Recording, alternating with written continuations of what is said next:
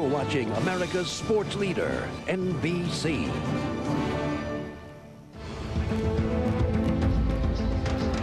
Two games in St. Louis. Two taut October ball games. Two games that maybe could have gone either way. But they both went to the Cardinals. Now the Padres and their seven-time batting champion have to do what their predecessors of a dozen years ago accomplished. Only Tony Gwynn remains from the 1984 team that came home from Chicago down 0-2 and somehow won 3 straight in the LCS. Another future Hall of Famer makes his final appearance this weekend in the city where his career began.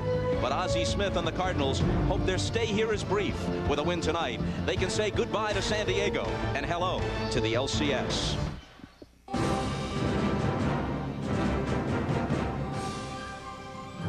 NBC Sports presents the National League Division Series. Tonight, it's Game 3. The St. Louis Cardinals versus the San Diego Padres. 78 degrees on a sparkling late Saturday afternoon in San Diego, but the prospects for the home team considerably less bright. They come home against the Cardinals, 1 defeat away from elimination in this division series. Welcome to Jack Murphy Stadium, and hi again, everybody. Bob Costas along with Mr. Baseball, Bob Uecker, and Hall of Famer Joe Morgan. Now, we don't mean to overstate this. The games in St. Louis were close.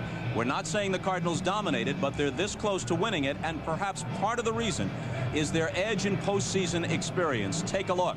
Several of these guys played together in the World Series for the Cardinals in the 80s. Throw in their manager, Tony La Russa, 5 LCS appearances plus 3 World Series with the Oakland A's. Bruce Bochy seeing his first postseason experience as the manager of the Padres. More than half of the postseason games for the Padre roster belong to Ricky Henderson. They have many veterans on their roster, Joe, but not that many who have played in the postseason. Now, 2 of those veterans, Ricky Henderson and Tony Gwynn, have reached base 8 times in the first 2 games, but the next 3 hitters have not come through to drive them home. Well, a lot of people, Bob, will try to dismiss experience as a factor in the short series like this. Is more important than ever. I really believe that you have to have experience to know how to handle these types of situations. Take a look at the middle of the order. They are 3 for 20 in the situation, the first 2 ball games. But if there is a plus, they're going to be here at home. They've got 2 games under their belt right now, and they know that there's no tomorrow. A little of the pressure has been removed when you go down 2-0. Left-handed swinging Wally Joyner, struggling against left-handers generally, benched tonight against Donovon Osborne. Arky Sinfraco will play first base for the Padres. What about that pitching pairing, lefty Osborne against Andy Ashby, the right-hander for San Diego? Well, it is Donovon Osborne for the St. Louis Cardinals. 7-2 lifetime. He's really dominated San Diego, Bob. This year in 4 games, he's beaten them twice, losing only once. His only loss came on a Ken Caminiti home run that beat him by a score of 1-0. On the other side, you've got Andy Ashby, 3-5 lifetime against St. Louis. He's 0-2 this year, and in his most recent loss, he was hit for a grand slam home run by his mound opponent tonight, Donovon Osborne. When we come back, we'll take a look at the starting lineups. If the Cardinals win tonight, they're heading for the LCS, apparently against the Braves, who are putting the finishing touches on a sweep against the Dodgers. They're in the 9th as we speak. We'll return to Jack Murphy Stadium in a minute. You're watching 9 News, the new home of the Broncos. Very noisy at Jack Murphy Stadium. In 1984, when they came home from Wrigley Field, having been beaten badly in the first 2 games against the Cubs, with Chicago appearing to be a team of destiny, it was the crowd that picked them up. They won Game 3. They won a 4th game in spectacular fashion on a Steve Garvey extra inning home run, and then came back from a 3-0 deficit to beat Rick Sutcliffe, who seemed to be invincible, and they won the 5th game. The LCS was a best of 5 in those days, and they went on to the World Series. Tony La Russa's lineup against Andy Ashby. Clayton at short rather than Ozzie Smith at the top of the order. Willie McGee in center field. Ray Langford still nursing the sore shoulder. and La Russa would like to hold him out for at least another game. If they win tonight, the NLCS doesn't start until Wednesday. Langford should be ready with that extra rest. Gant with the 3-run double in Game 2 in St. Louis, in left field hitting third. Brian Jordan, looking to bust loose in this series, is the cleanup man. Gary Gaetti had a 3-run homer to help them win Game 1. John Mabry, the first baseman. Tom Pagnozzi will catch, a member of the Cardinals' 1987 pennant-winning team that lost to the Twins in the World Series. Luis Alicea will be the second baseman, and Donovan Osborne will pitch. Ashby began this year as the opening day starter for the Padres, but as Bob Uecker told you, shoulder difficulties have put him on the DL 3 different times. He'll probably need off-season surgery. He was 9-5 with an ERA of 3.23. But he's 0-2 this year against St. Louis, and both of his losses head-to-head against Donovan Osborne. Well, let's take a look at the Padres defensively.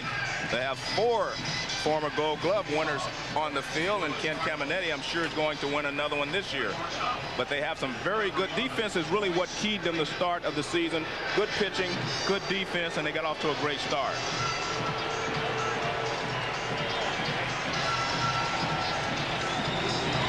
There are people in the Cardinal dugout and in the bullpen, in one case, who would never be guilty of overconfidence. Dennis Eckersley was with the Cub team that blew the 2-0 lead here in '84. Tony La Russa knew heartache with superior teams in '88 and '90 in the World Series, although they did win in '89 in between. Ozzie Smith and Willie McGee were part of the Cardinal team that led Kansas City 3-1 in the '85 World Series, and it slipped away. Ball 1 to Royce Clayton. 2-0 the count. It happened as recently as last year when the Yankees won 2 at home against Seattle, and the Mariners went up to the Kingdome and took 3 straight to win the division series.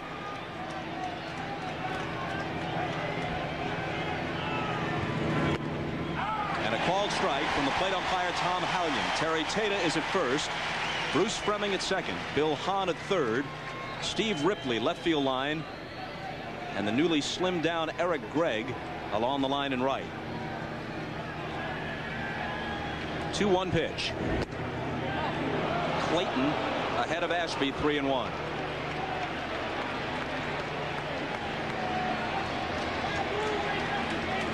There's a little bit of haze above, and of course shadows at this time of the afternoon creeping out over the infield, covering the entire hitting area and the pitcher's mound for that matter. But it goes to sunlight toward the middle of the diamond, so there could be some problems with vision here, Joe, as Clayton draws a walk to start the game. You're right, and this is exactly the way the Cardinals started in Game 2. Ozzie Smith was leading off instead of Clayton. He drew a walk, and the Cardinals scored the first run. 6 walks and a wild pitch helped do the Padres in Game 2. And this is where the experience comes in. I mean, when you walk out there on the mound in the playoff, you have to make the leadoff hitter swing the bat. Willie McGee. Clayton diving back. He stole 33 this year, but he was caught 15 times, so not a great percentage. But he's capable of putting pressure on the Padres because they realize that he will run, and anytime they think you're going to run, it changes the way you set up your defense. McGee wraps it foul. Willie is 6 for 9 lifetime against Andy Ashby. And you can see Willie didn't go up there looking for a walk. And he seldom does. Willie will hack. Boy, it's amazing to see that this guy is still around, Bob, remembering him from back in the '82 series against Milwaukee when he had such a great series. And the Brewers, as a matter of fact, in that championship came back down 2-0 from California to win 3 in Milwaukee. It has happened. It can happen. Clayton bluffs the go, and McGee swings and misses.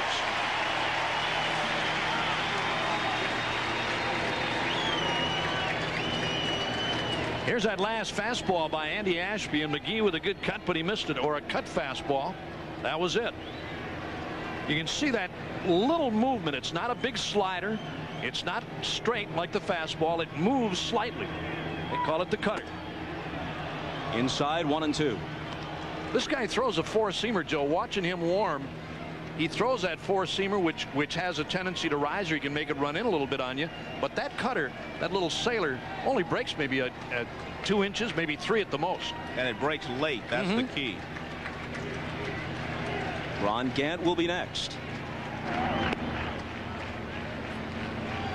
Ashby's third stint on the disabled list this year only ended on September 1st, and since then he's 1-3 with an ERA of nearly 5. He hasn't gotten as far as the 7th inning since May 31st. So Bruce Bochy is probably hoping for just 5 or 6 decent innings and then into the bullpen, and they do have a deep bullpen in San Diego.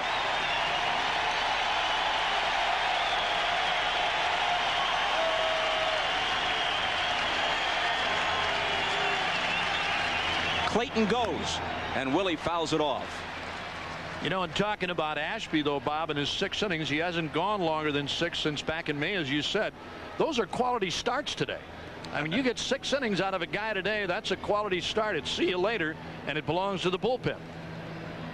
At 6 innings, and you can give up 3 runs. That's still right. a quality start. That's so, right. I don't know. That's what I was talking about with Clayton. Even though he does not have a great percentage, he opens up holes for his hitters.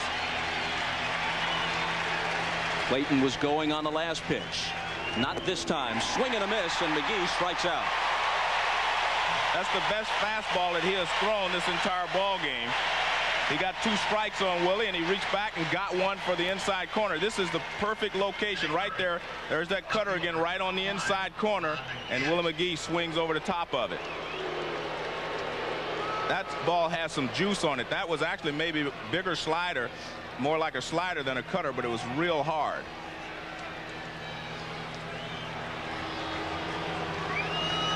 So now Gant, who hit 30 home runs this year,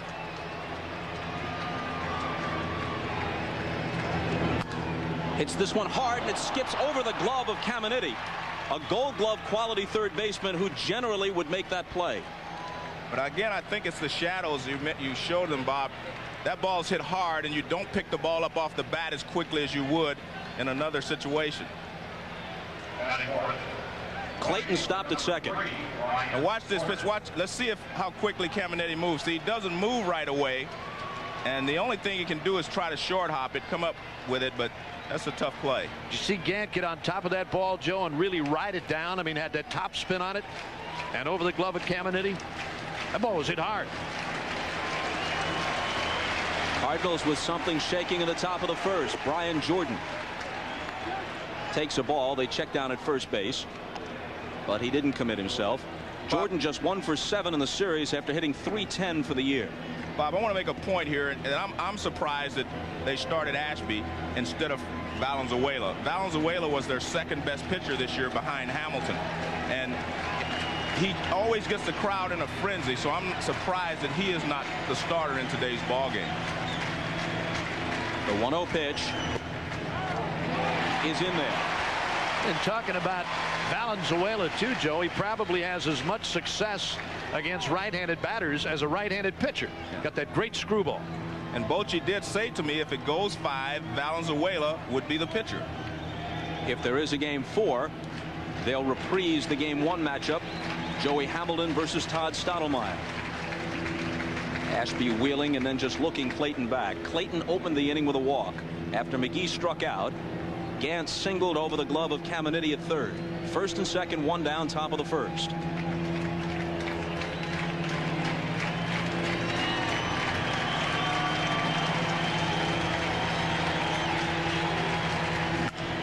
And a ball hit toward the gap in right center field. It splits Finley and Gwynn. Finley cuts it off. Clayton scores.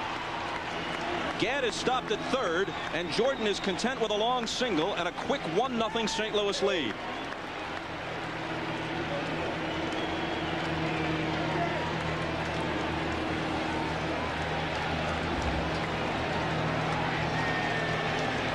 Gonna look at it one more time. Brian Jordan lacing one into the gap in right center. Here it is again. Pitch down low and away, went right with it. And a heads-up play by Jordan too, Joe, and not trying to stretch it into a double. They've got runners at first and third and only 1 man out. Nice play there in the outfield by Finley. He cut that ball off and made a good throw to second base. Well, the PA system blares the Beach Boys, "Don't worry, baby. Everything will turn out all right." But there's cause for concern. Down 0-2 and then trailing game 3, 1-0. And despite what Bochy told you about Monday, he can't be thinking about that now. And Valenzuela gets up just like that. Yeah. Valenzuela has pitched a lot of big ball games in his career. He knows what it takes to win in the playoffs. I guess that's why I was a little surprised at the fact that they started Ashby instead of Valenzuela.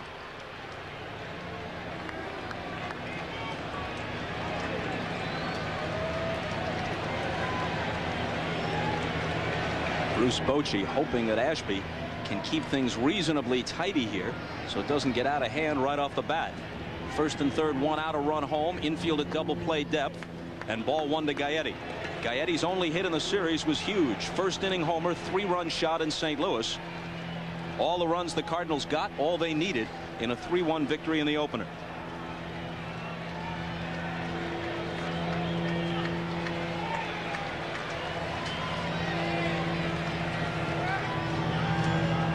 The bluff to third and the look back to first just to see if they can fool the runners, and about once every 100 times it works. Yeah, you're right. It's amazing. I mean, fans boo and people jeer and everything else, but every once in a while somebody gets nailed off at first.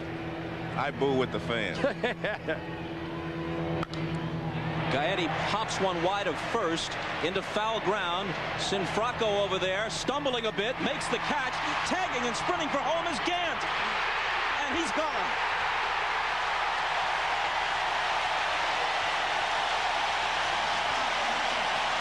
I say it's a good play. He made Sinfracco make a difficult throw.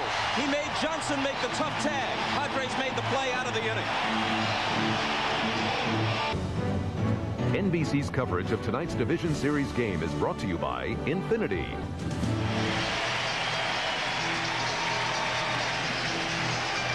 As we come back to San Diego, watch the play by Sinfracco. A fine catch. He wheels and makes a good throw to the plate. Actually, it bounces twice, but it's accurate. Now Johnson with the tag as Gant dives in, and you will see on this angle that he doesn't have the ball, and Gant's hand gets in there. Hallion missed the call. Gant was safe. He was safe by a mile. A heck of a play by Gant. He had a heck of a chance to make it. He should have been called safe. Good play by Sinfracco, but he was safe.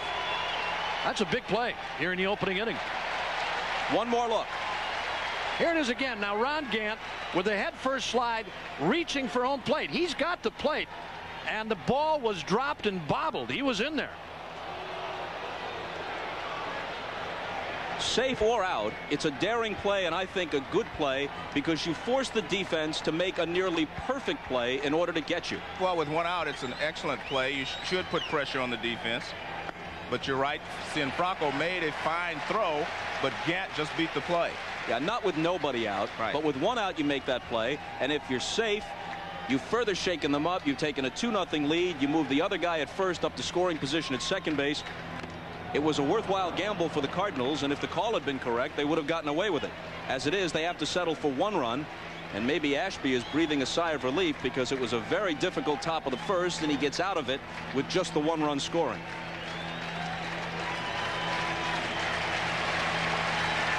Two and two, the count to Ricky Henderson, who's 3 for 7 with a homer in the series. Full count. And why has he hit so many leadoff homers? Simply because the last thing you want to do in most situations is go with the breaking ball here, risk walking him, and put the all-time leading stolen base man on base. And he hits the ball in the air to center. Willie McGee flips the glasses down and has it.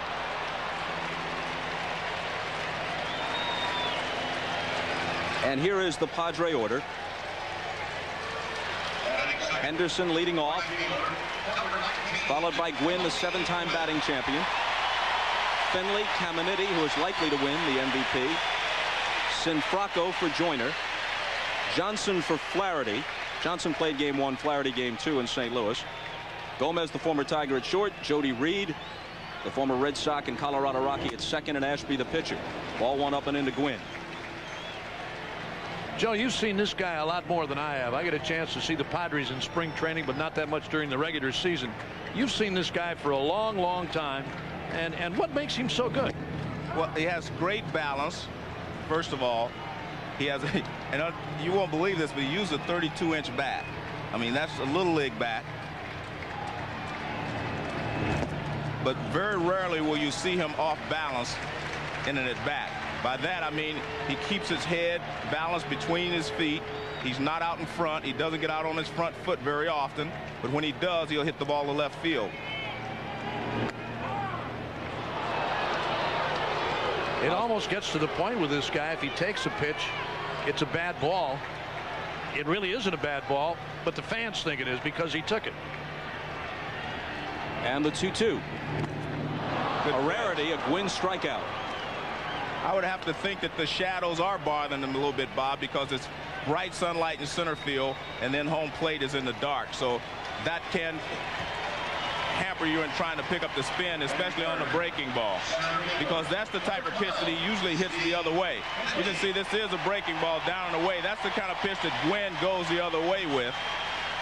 But you can see the bright sunlight in the background makes it very difficult to pick the ball up.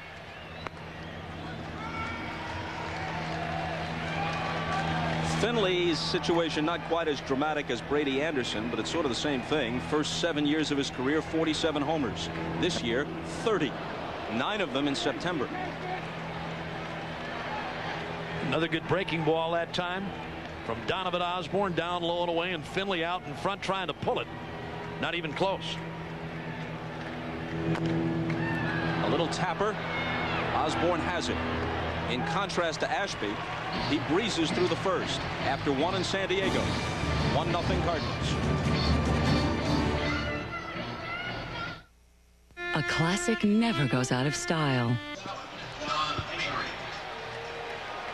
This is the 4th playoff game of the day. Atlanta just put the finishing touches on the sweep over the Dodgers. The Dodgers go down the drain at the end of the year. The 3 straight losses to conclude the regular season to cough up the division to the Padres, and then they're swept by the Braves, who await the winner of this series now in the NLCS.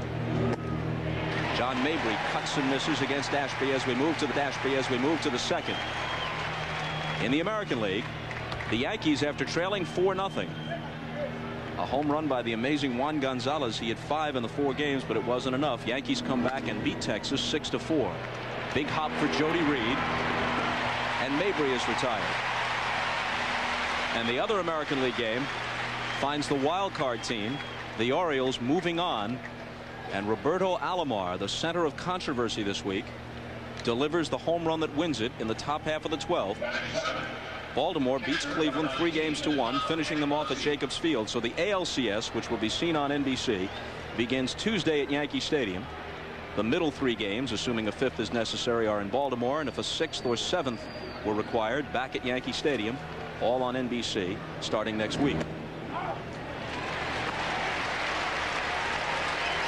So this is the only division series undecided. Pagnozzi 1 for 7 in the series. Hit .270 for the year. Good fastball there from Ashby. In difference to his first inning, he threw 1 or 2 good fastballs back in the opening inning, but here in the second, he seems to be letting loose a little bit better, seems to be feeling better. And again, he's had shoulder problems all year long. 1-2.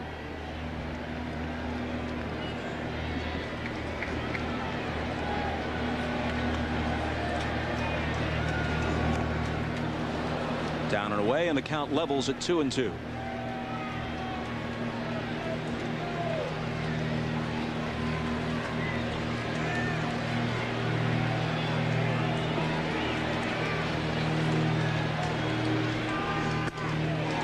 Full count.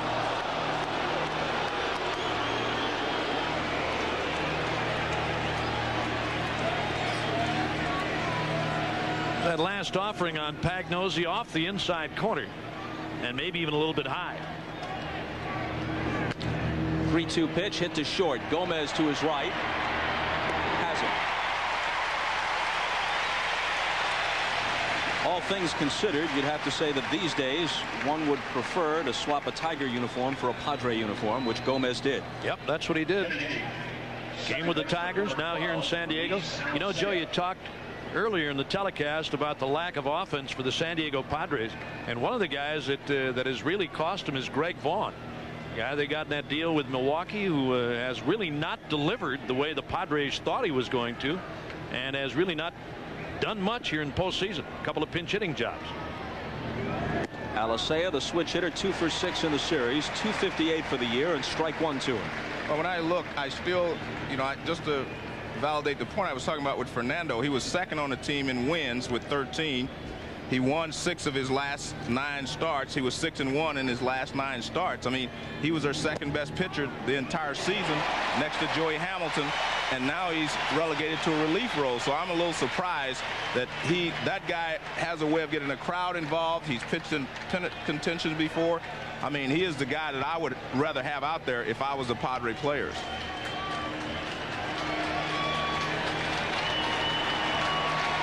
Ashby's 0-2 pitch. And he works a quick 1-2-3 second after 1.5. It remains St. Louis 1, San Diego nothing. To the bottom of the second, and the reception for the odds-on MVP, Ken Caminiti. He's hit 3 homers in his career versus Donovan Osborne, including one this year that won a 1-0 game. He smacked 40 round trippers for the season, 28 of them in the season's second half.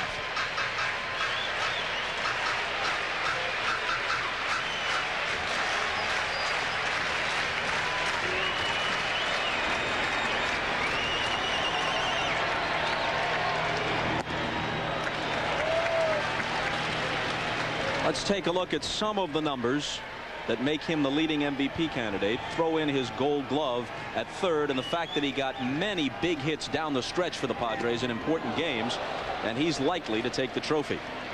1-2.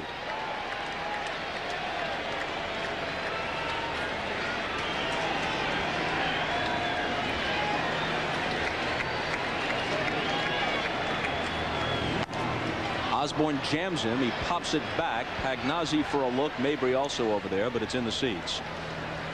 You know, one of the things we might look for in Donovan Osborne tonight, the fact that he suffered a little gash cut on his finger in a post-game celebration following their clinching of the Central Division Championship, Bob, on his thumb. He's got a little horseshoe gash there that seems to be healed, but he said if he has any problem at all, it's going to be with a breaking ball with a slider, and he tries to turn it off.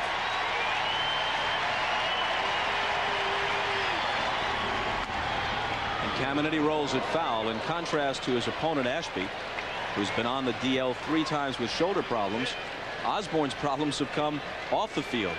He broke 4 ribs in a spring training auto accident, and then, as you say, he gashed his thumb on a jagged champagne bottle in Pittsburgh after they clinched the division. Normally you take the cork off before you start drinking. That's always wise, yes.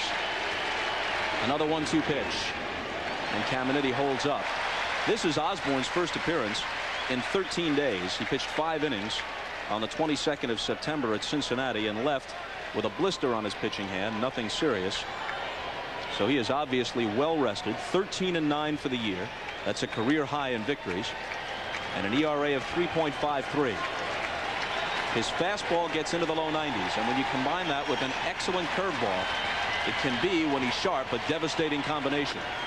And he fans Caminiti. One thing, Joe, when a guy has a good curveball and he can get the fastball up into the 90s, you can't sit on the curveball because then you can't catch up with a fastball. Well, the real problem that Caminiti has here is this pitch is up and out of the strike zone, but he has to wait a little longer because of the good breaking ball, so the fastball gets right on him and gets right by him. So, and I think he wants to take a bite out of the bat.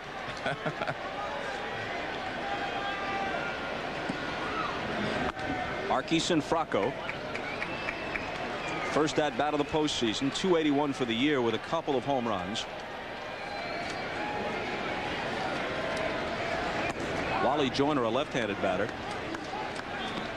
hit just 164 against left-handed pitching since breaking his thumb midway through the season. Broke his left thumb. And Joyner was 0 for 9 for his career against Osborne. Combine that with Joyner going just 1 for 7 in St. Louis in the first 2 games, and Bruce Bochy made a very logical move. Wally sitting this one out. Well, I think also a logical move would have been to put Greg Vaughn in the lineup today. The middle of the lineup has not hit well. That'll make the seats down the right side. He's a right-handed hitter, and he did hit 10 home runs for the Padres after he came over. He did not hit well for an average, but in 43 ball games he hit 10 home runs. And I think you're in a situation where you need to score some runs, and one swing of the bat from Greg Vaughn can get you some runs. And there were several times down the stretch where he did hit home runs to help them win ball games. And you look at Finley's record right now. He was 1 for 7. Now he's 1 for 8, of course. So I'm a little surprised at the way that the Padres have chosen to go in this game, especially being down 2-0. Buke, as the Brewers announcer, you saw Vaughn a lot in Milwaukee. Could he play first base? I don't think he could play first base, Bob, but he did a pretty decent job in the outfield, and he really did hit some big home runs for Milwaukee. This ball is lined over the leaping Alicea, and on the 3-2 pitch, Sinfracco comes through with a 1-out single.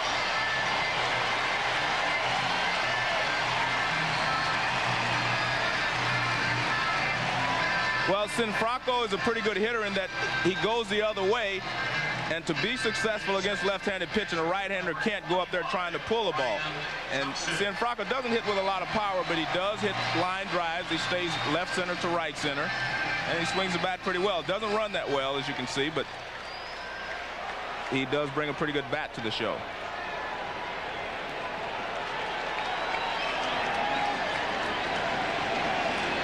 Brian Johnson, who hit .272 with 8 home runs, stands in against Osborne.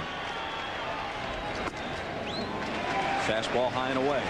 Well, when Greg Vaughn came here, Finley, Gwynn, Henderson, and Vaughn were going to rotate kind of in the outfield. Everyone was going to get their chance. And for a while, it did work that way. Again, he did not hit for an average, but he did hit some big home runs, and he drove in some runs for them.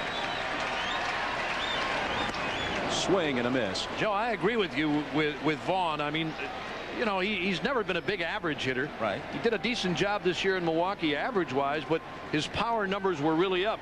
And I really am. I'm surprised too that he's not in the lineup. I mean, you know, he can give you a run real quick like, and he's one of those streak hitters. He gets hot from time to time, and he can help you. 2-1 to Johnson. Obviously, in the American League, you'd have the DH, and with the 4 outfielders, Henderson, Finley, Gwynn, and Vaughn, you'd have a place to put Vaughn. But somebody would have to play first base, and Sinfracco would not be in the lineup if you were to find a place for Vaughn today in a National League game. Yeah, well, I'm not real fond of that idea, Bob, of putting him at first base. But no, you know, having watched him enough, he's adequate in the outfield. 2-1 pitch, double play ball. Clayton has it, eat him up. Around second is Sinfracco. Johnson is aboard, and the Padres have runners at the corners with 1 out.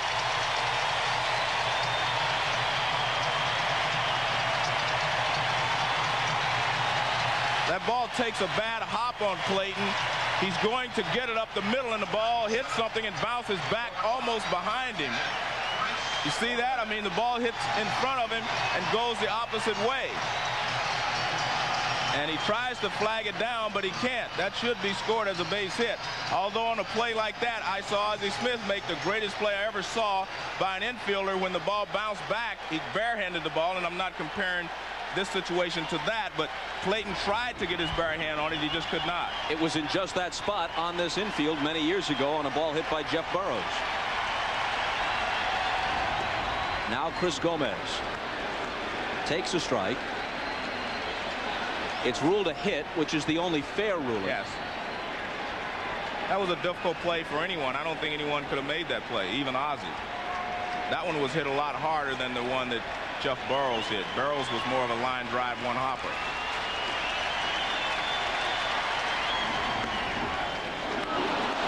Osborne gets ahead 0-2. Well, here's where he needs the strikeout. But as Joe said, you talk about a nasty hop and a ball that was really hit hard. I mean, when that left his bat, that's double play. That's 6-4-3. There he is. Ozzie Smith.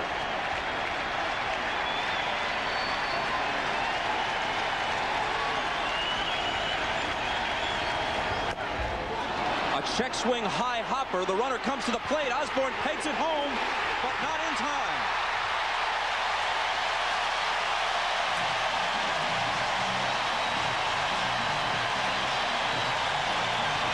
The Padres playing it aggressively. Sinfracco breaks for the plate on the check swing chopper, and Osborne couldn't get it there in time. There it is again, the throw from Osborne, and that time the call perfect. The real problem here, got the plate before the tag, Joe. the real problem, Bob, is that Pagnozzi was not expecting him to come home. Watch the play. Pagnozzi is not blocking the plate. He's not expecting him to come to the plate. He catches the ball, then he has to reach for him. He thought he was going to first base, and he was probably, see, watch Pagnozzi. He's pointing at first base. He was not expecting him to throw the ball to the plate. Pagnozzi was yelling first base, and Osborne came home anyway. So on the fielder's choice, the game is tied, and the Padres have runners at first and second. Still only one out for Jody Reed, who hit .244 for the year.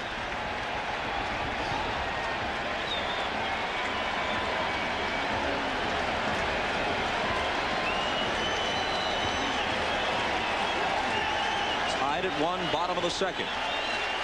Ashby, the pitcher, on deck. Got the outside corner.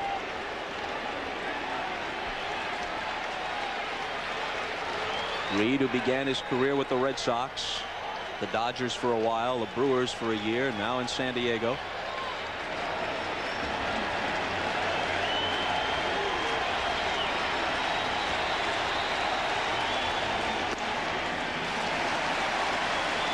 Two and one.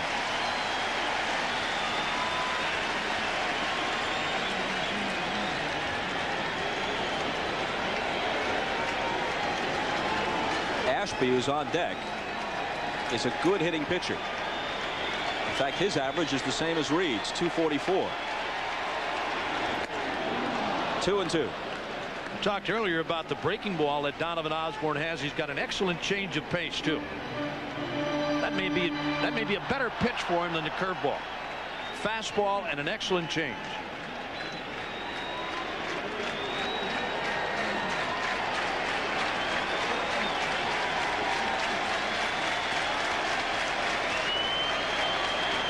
Jody Reed's a little irritated because he thinks that Osborne is taking just too much time out there, you know, walking around.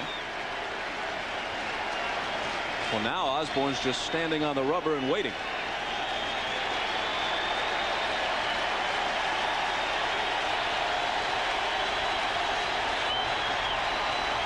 And here's the 2-2 pitch. Line it to left. Coming on and diving is Ganton. He can't get it. It goes past him as a run scores. Runners at second and third. Another run home. 2-1 San Diego.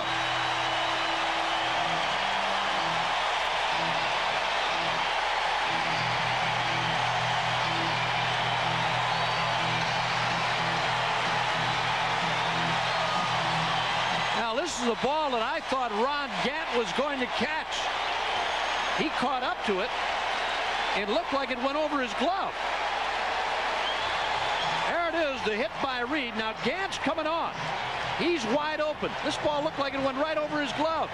It did. That ball went right over his glove. I don't know how he missed that ball, but he did. Here it is again. That ball went over his glove, Joe. I thought he was zeroed in. Well, he must have lost it someplace. At least let's give him the benefit of a doubt, because he should have caught that ball. When that ball got to him, it was still in the air. Yeah, he got there in plenty of time. So now Ashby, the hitter.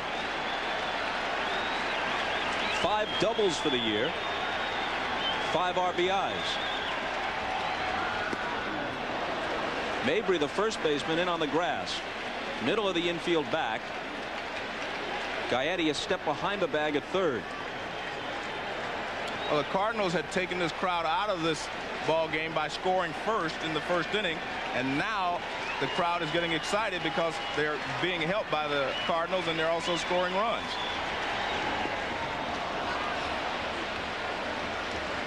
Osborne gets ahead of Ashby 0-2.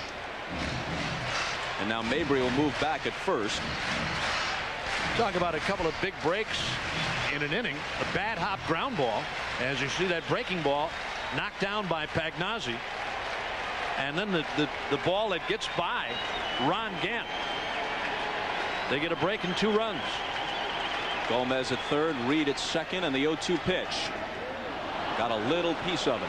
Hard to say whether Gant had trouble seeing that ball coming out of the shadows. The shadows now have covered most of the field. The shadow cast by the light standard still creates patches of shadow and sunlight in deep center field, but all of left field is in shadows now. Take a look at that. It's the breaking ball. It's a curveball. He hits the top of it to stay alive.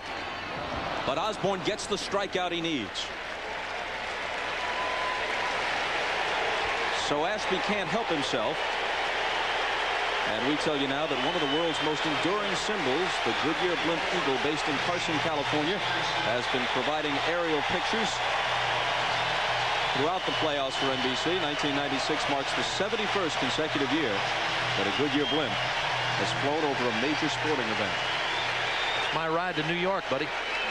Well, let's figure that out. I hope I get there. If my math is right, that means 1925.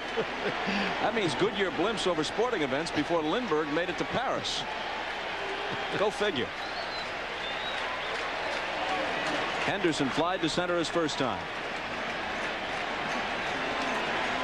Second and third with 2 out and 2 runs home. And the fastball is high. Ricky Henderson hits left-handed pitching very well because he doesn't try to pull the ball that often. He hits the ball from left center to right center, so he handles left-handed pitching real well.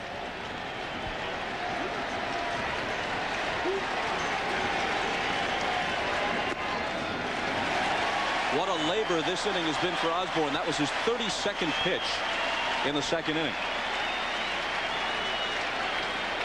And again, thanks to a bad hop single. And the ball that got by Gant, he's still here working in the second.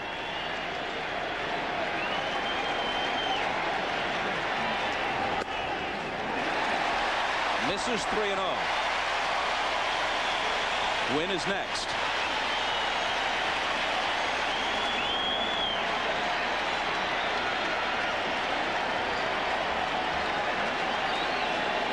Green light him here? No, I don't think so. Not with Tony Gwynn on deck. He took a rip. I tell you what, that's showing a lot of courage there from Bruce Bochy with Tony Gwynn, the National League's leading hitter, on deck, and Ricky Henderson hit .240 this year. Well, remember, this is the all-time leading stolen base man, but he's also hit 245 career home runs. He can get you 3 in a hurry on the right pitch. Now the count is full. In this situation, you want a base hit, though, and Tony Gwynn hit .350, and Ricky Henderson hit .240 something. So I would take my chances with Tony where I need a base hit. If I needed a home run, I would say you're right. Let him go 3-0.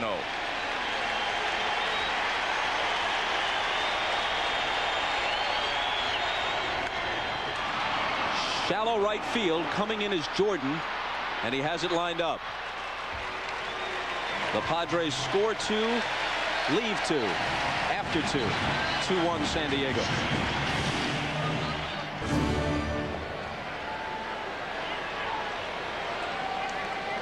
Well, we played only 2 innings, but a lot happening already. A couple of plays at the plate. A wild bad hop that eludes Clayton. A ball that Gant probably should have caught but didn't. Turned into a double for Reed. Padres lead it 2-1. Osborne at the plate. And Ashby, you can bet, will not take him lightly. Osborne hit a grand slam in St. Louis off Ashby on September 7th in an 8-3 Cardinal win. It's his only home run.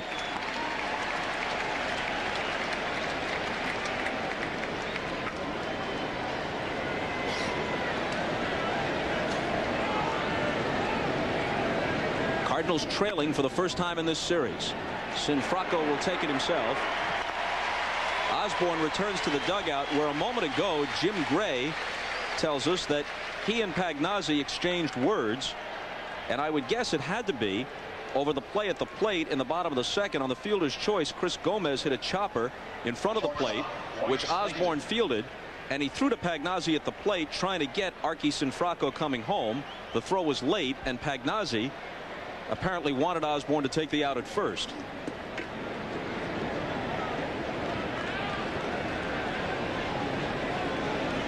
Somebody's sitting in between them right now. And this one is whistled through the box by Clayton for a one-out single. Well, it looked like he could have had an empty space next to Pagnozzi and then put on the brakes and backed up and said, no, well actually now they are next to each other. Why not?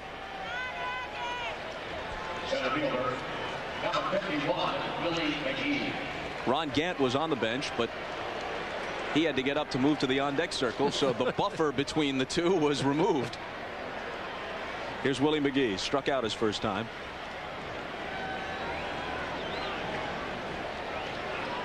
You know, with the Cardinals leading in the series 2-0, it just seems like Tony La Russa wants to do everything he can, Joe. I'm talking about running, moving runners.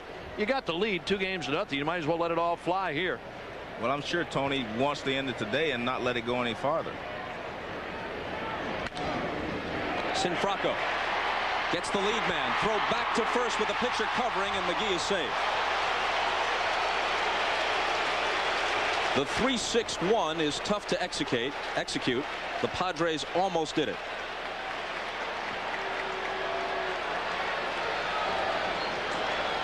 Here it is, a one-hopper hit right at Sinfrocco. Good throw for Gomez to handle at second, a return throw with Ashby covering late. McGee still runs well. Here it is again. Good throw for Gomez to handle at second. He got rid of the ball quickly, but McGee just outran it. Gant singled his first time, cuts and misses. We're in the third, 2-1 San Diego.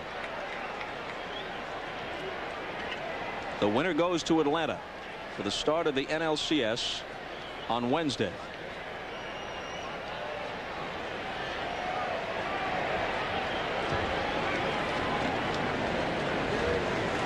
Cardinals lead the series after back-to-back victories in St. Louis, 2-0. The Braves completed a sweep of the Dodgers earlier today. The Orioles eliminated the Indians in 4, and the Yankees knocked the Rangers out in 4. Both those series also concluded this afternoon.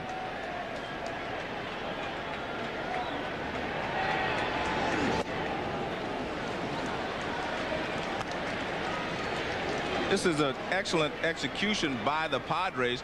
Ashby gets over there in plenty of time to take the throw, and the ball actually arrives about the same time as McGee. It looked like he may have been 2 or 3 inches off the bag when the throw was received by Ashby, but a very close play. 2 balls and a strike to Gant. Missed some time with an injury, so his 30 homers and 82 RBIs were fairly impressive numbers. Former Brave and Red, as you know. Cardinals laid out big free agent bucks to get him. Gant can be pitched to, but when you make mistakes, he usually makes you pay for them. McGee bluffs the go, and Ashby gets the called strike. 2-2. Good slider, cut fastball right on the outside corner. Gant looked at it. Joe said with Ron Gant, off-speed stuff, breaking balls, you hang him, he makes you pay.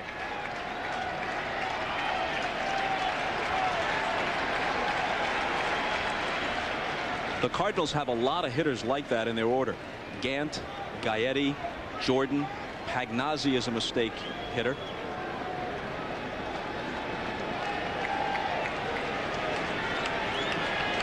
If Ashby leaves some of those sliders out over the plate this afternoon, he will pay. Well, you can talk to any hitter about any pitcher. And again, as we were talking the other day on one of our other games, if you pitch every hitter the way the book says to pitch them, I mean, games are boring. It's nothing. Who wants to watch that? Pitchers make mistakes and the good hitters hit them. average hitters foul him back or pop him up, whatever.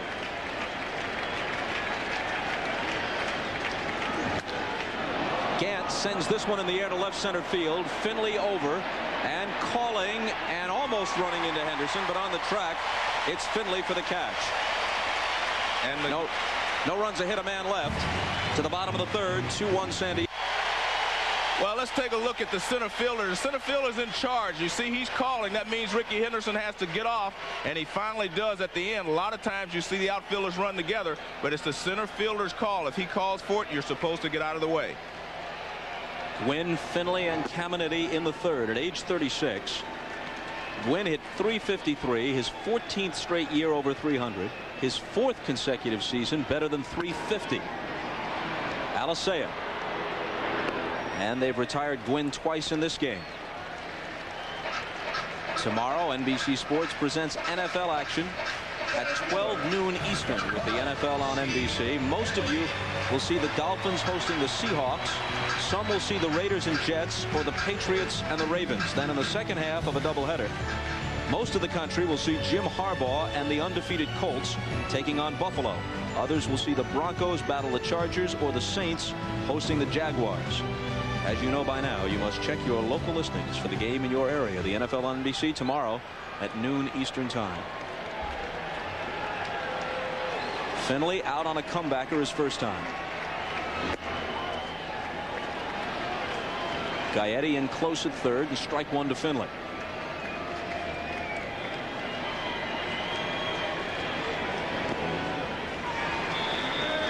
Donovan Osborne is 27 years old, 6'2", 195, went to high school in Carson City, Nevada, later starred at UNLV as a pitcher. 1-2. Caminiti awaiting his turn next.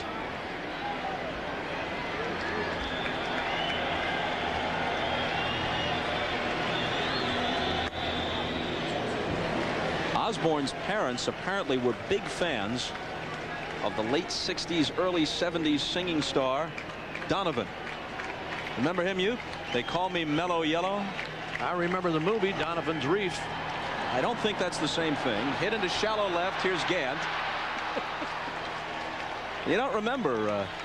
Oh yeah, Donovan, I remember him. huh? Oh yeah, sure. Are you kidding? Electrical Banana. Yeah. Oh yeah. Oh yeah. Well, anyway, they named the kid Donovan for Donovan. Remember Brian Donovan too? Oh, that was Brian Dunleavy. It's kind of an interesting anecdote, one way or the other. Just ask. Caminiti struck out his first time.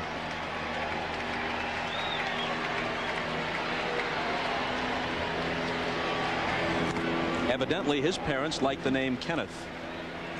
Might have just been on general terms. That's the second time tonight that Pagnozzi has taken a good one in the mask. This sometimes feels kind of good. You would know. I got to be honest with you. Kind of shakes the cobwebs out after a long night, you know. Sometimes without a mask, I hate that. Oh, does that hurt? You got to hate when that happens. As Billy Crystal and Christopher Guest would tell you, I hate it when that happens. I catch a foul ball right in the nose. I hate when that happens. Bob, if you want to realize why Caminiti is having such an outstanding season, it's easy to find out. He's a much better hitter from the right side. He improved immensely from the left side this year. And that's the reason that he's having this MVP type season. He has always been a good hitter from the right side, but you could throw the ball by him from the left side up and in. He didn't handle that ball. This year you see he's done very, very well from the left side, and that's the reason that he's thrown up these big numbers. He had always struggled from the left side in the past.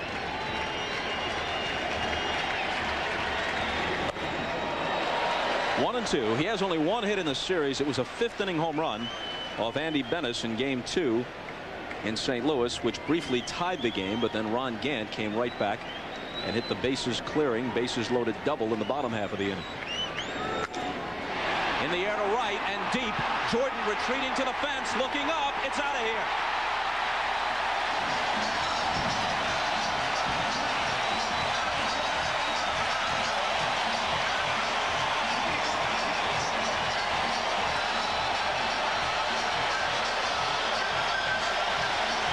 hits in the series, and he's made them both count, both for the distance.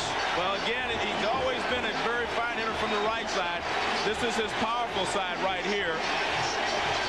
He just does not get as many at-bats from this side. And that's a good pitch from Osborne. That ball is on the outside edge and actually moving away, but Caminetti did not try to pull it. Watch him. He just goes out there and drives it that way. Where right-handers get in trouble is when they try to pull that pitch on the outside corner. Sinfrocco fouls it to the screen. It's 3-1 San Diego. If anything, Joe, the pitch may have been up a little bit, but on the outside, he went right with it. You're right. You see Jordan going back, but this is well over the right field wall. There was really never any doubt, except for Jordan.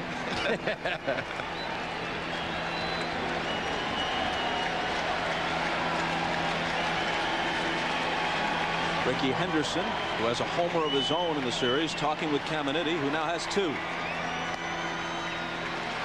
Watch the pitch again. Watch, it's away. Uke thinks it's up a little bit. I think it's about bell tie, Uke. That's up. Yeah, okay. it's about bell tie, and he hits it over the right field wall. But you're right, for a sinker ball pitcher, yeah, it is up. I mean, he wants to hit the ball between the belt and the knees. What did you think was a high pitch when you hit? Well, for me, the belt was high. Belt high? Yeah, it was high for me because I couldn't hit the other one. I couldn't handle that high. I mean, a lot of guys say a belt high pitch is upstairs. Yeah, because you can't. And especially over here. Hit it. Especially in the National League. Yeah, the National League, yeah. A low ball lead. Right. Here's the 2-2. Full count to Sinfrocco. 2 out, nobody on, a run home on the Caminetti homer. 3-1 Padres. Sporting that Caminetti goatee mask. Very flattering. Passed out by a local radio station to the fans coming into Jack Murphy Stadium today. Pretty good marketing idea.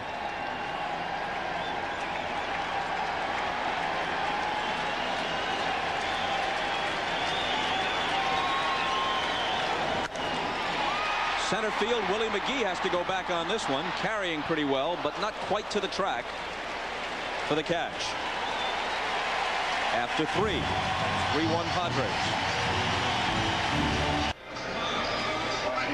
Donovan Osborne will change the T-shirt several times during the course of a game. Doesn't like to get too sweaty and too uncomfortable, and the Padres have made him sweat a bit more than usual through 3, leading 3-1. Andy Ashby back to work in the 4th against Brian Jordan. Contrast between these pitchers. Ashby has never had much success against St. Louis. Osborne has dominated the Padres. It's true this year and throughout their careers. But Ashby is on the long end right now, 3-1, and that first inning was critical. He was in big trouble, already down 1-0. And it appeared that Tom Hallion missed a call at the plate, with Ron Gant trying to tag up and score on a pop foul down the first base line, which could have made it 2-0, and the inning still would have been alive. Caminetti guns it across to get Jordan. Terrific arm for Caminetti, Joe. And he's got a sore arm, Bob. Just think about it. He's got some rotator cuff problems, but he does have a great throwing arm. He probably has the best throwing arm in the National League. And watch how he gets down on this ball. When you have as good an arm as he does, you can knock it down and throw him out, but he takes an extra couple of steps and fires a strike to first base. And a strike to Gaetti, who couldn't hold up. It was Gaetti who fouled out into the double play to end the first inning.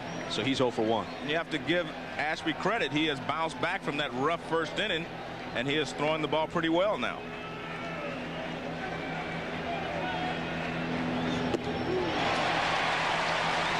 Took a little bit off that time. Looked like a changeup, Joe, after a fastball. Comes back off speed and has Gaetti out in front.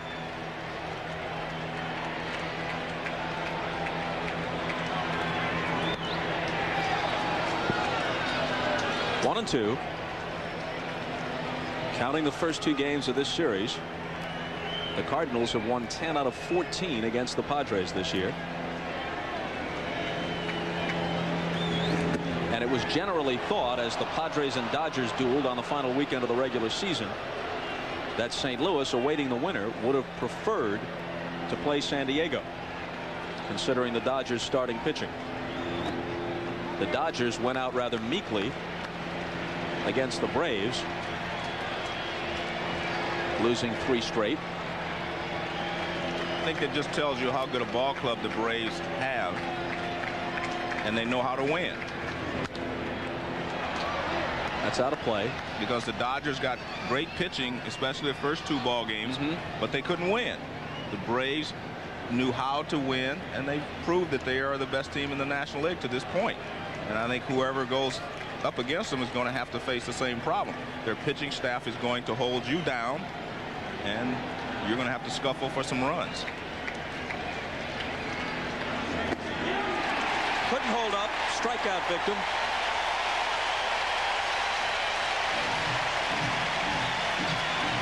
Third strikeout for Ashby. Here's a fastball going the other way. We talked earlier about a cutter that'll ride away from a right-handed batter. Here's the opposite, little sinker, and he freezes Gaetti anyway. Good pitch, and he went around.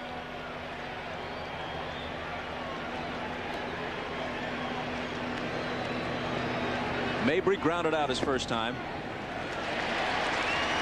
Tony La Russa, who's managed in 5 LCSs and 3 World Series, is well aware of the implications of ending this thing as quickly as possible.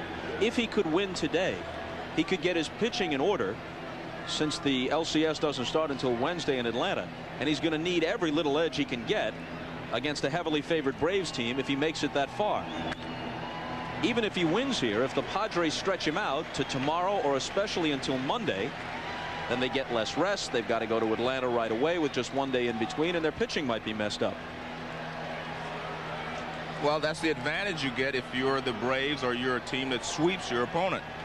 You get a chance to take the couple of days to set your number 1, 2, and 3 starters in order. Well aware of the implications of ending this thing as quickly as possible. If he could win today, he could get his pitching in order, since the LCS doesn't start until Wednesday in Atlanta, and he's going to need every little edge he can get against a heavily favored Braves team if he makes it that far. Even if he wins here, if the Padres stretch him out to tomorrow or especially until Monday, then they get less rest. They've got to go to Atlanta right away with just 1 day in between, and their pitching might be messed up. Well, that's the advantage you get if you're the Braves or you're a team that sweeps your opponent. You get a chance to take the couple of days to set your number 1, 2, and 3 starters in order again. And if a team has to go 4 or 5 games to win, they're at a disadvantage. And of course, if you're Atlanta, your number 3 is better than most teams' number 1. Right. Mabry whacks one right through the middle, and he's got a 2-out single.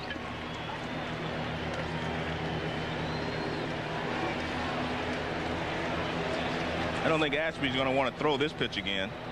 I mean, he could. This was a line drive right back through the middle. Actually, he looks like he's in pretty good fielding position. Watch. He's right there. He is in good fielding position. That ball's just hit too hard back at him. He doesn't have time to react. Yeah, that was just a blur coming back at him. So he stays right there. He's in good fielding position. You see a lot of pitchers falling off to one side or the other, but he was right there. Agnazzi rolls it to Caminiti. Easy play, and the Cardinals are done in the 4th. After 3.5, 3-1 Padres as they try to stay alive. NBC's coverage of tonight's Division Series game is brought to you by Gatorade. Brian Johnson, who singled and scored in the 2-run San Diego second, leads it off for them in the bottom of the 4th. And Osborne's first pitch bounces for ball 1. 3 runs, 4 hits, no errors for San Diego. 1-4-0 for St. Louis. He was the guy that hit the ball that took the bad hop on Clayton back in the second when they scored a couple of runs. Ball that should have been a double play ball. It appeared tailor-made. It was hit hard, but towards second base, so Clayton was moving toward the bag, had it lined up, and it took a wicked hop back the other way to his right. He couldn't recover. It became a single that put runners at first and third instead of ending the inning, and from there the Padres went on to score 2.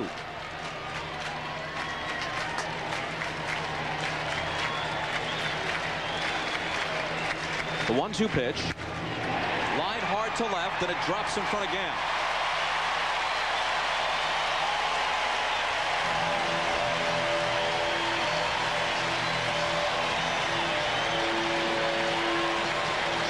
Well, before Gomez steps in, I must remind you of this. Tonight, after the game, they're uncouth, unwashed, and uncensored. Behaving badly, Uke. I'm going to check it out. Well, if you're on a flight, I'm sure you'll tape it. Have somebody at home take care of it. I'm going to check it out tonight. I really want to see it. Talked about it enough now, and I'm going to check it out. Chris Gomez bounces one foul. Mabry with a dive, but it wasn't necessary. I heard somebody say, Uke, it might be the biggest comedy hit since Mr. Belvedere. No chance, baby. No, I'm going to check it out tonight. I am. Men behaving badly.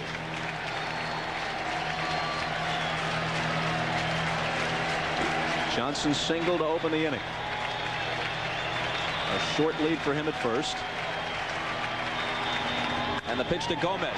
Driven toward the gap in left center. Gant gets over to make it a one-base advance. First and second. And nobody out on consecutive singles by Johnson and Gomez.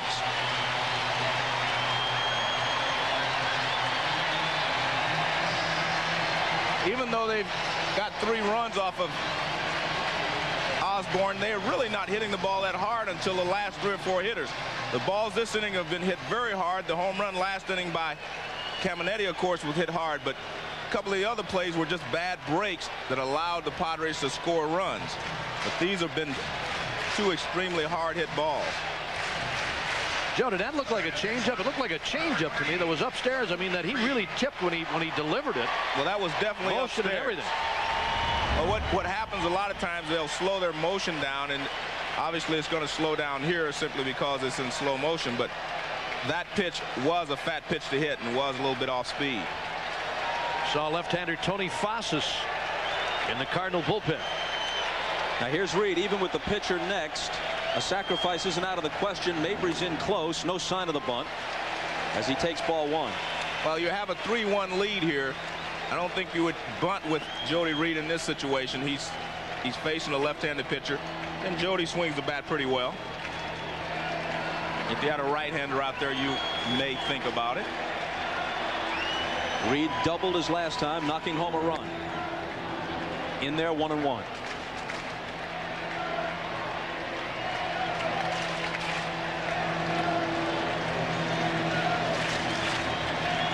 Mabry just on the grass at first. Gaetti even with the bag at third. Middle of the infield looks for the double play. The runners break, and the ball is hit toward the hole and through. The hit and run works perfectly, and the Padres go up 4-1.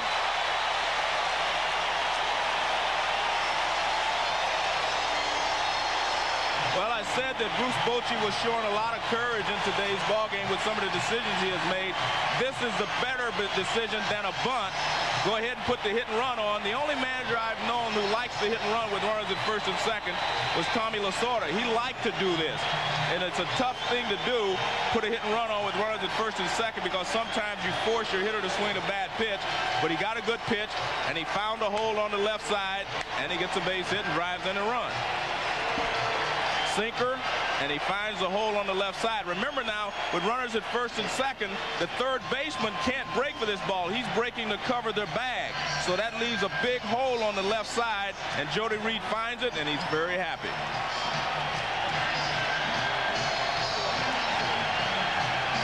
And you can see a little in Tony La Russa's eyes there. You can see he's a little bit upset, and I'm not sure that he's happy with the way that they have come out here this inning and attack the Padre hitters.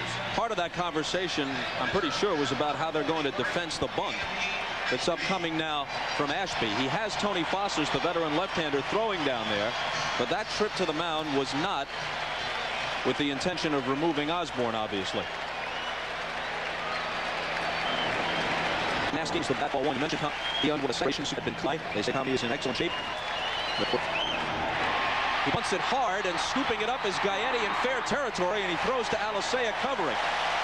He didn't want to risk letting it roll. It might have gone foul, but he picked it up right on the chalk while it was still a fair ball. It looked like it was going to go into foul territory, Bob, but as you said, he grabbed it right on the line. I thought he was going to let this ball go. I really did.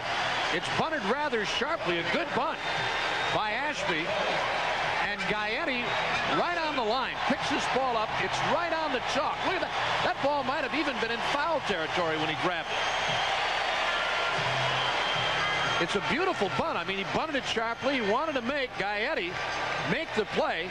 Here it is, right on the line. And I thought he was going to let it go. I really did. I thought he was going to make him try again. Now the Cardinals pull the infield in. After the sacrifice, second and third, one out. A run already home, and it's 4-1.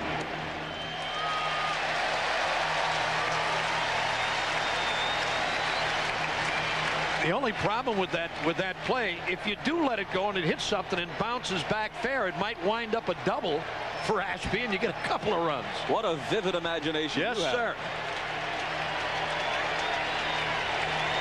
Padres a base hit from busting this game open. Good pitch there by Osborne. Ricky, I said, likes the ball out over the plate, and this was a fastball on the inside part of the plate.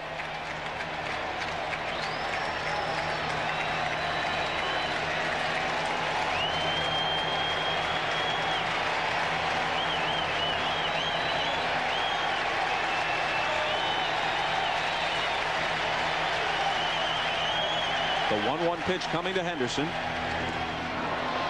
And Osborne gets ahead of him 1-2. Another good pitch from Osborne, a breaking ball. And this curveball goes straight down. See, that's a big breaking curveball there. And Ricky well over the top of it. See, that pitch is out of the strike zone by the time it gets to the plate. Gomez at third, Reed at second. And with the infield in, the 1-2 pitch. Got him. Huge strikeout for Osborne. And a bemused reaction from Ricky, at least it appeared. I think Ricky Henderson was fooled on this pitch. He was looking for something off speed, and he threw him a fastball. Now watch, let's see, you're supposed to gauge it from where his stance starts from, not in the crouch there. And you can see that pitch is not too high. And especially with runners in scoring position, you should be swinging at that pitch.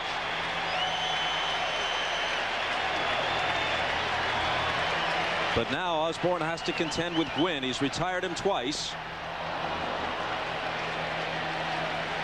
The 7th batting title this year for Gwynn at .353, tying him with Hornsby, Musial, and Carew. Only turn of the century guys. Hannes Wagner with 8 and Ty Cobb with 12 have more. He reaches for that one and rolls it foul. Good pitching here by Osborne again. I mean, he threw him a breaking ball. Now he throws him a cut fastball or something that's moving away from him, and he's got Gwynn on his heels a little bit, and Gwynn just kind of reaches for it. And that's a cut fastball. That is not a curveball. You see him. Now watch his body. Look at his body. Watch his hips. See, they're already gone. So he has nothing to swing but his hands. And I said earlier, you very rarely see him off balance. Well, we've seen him off balance 2 pitches in a row here.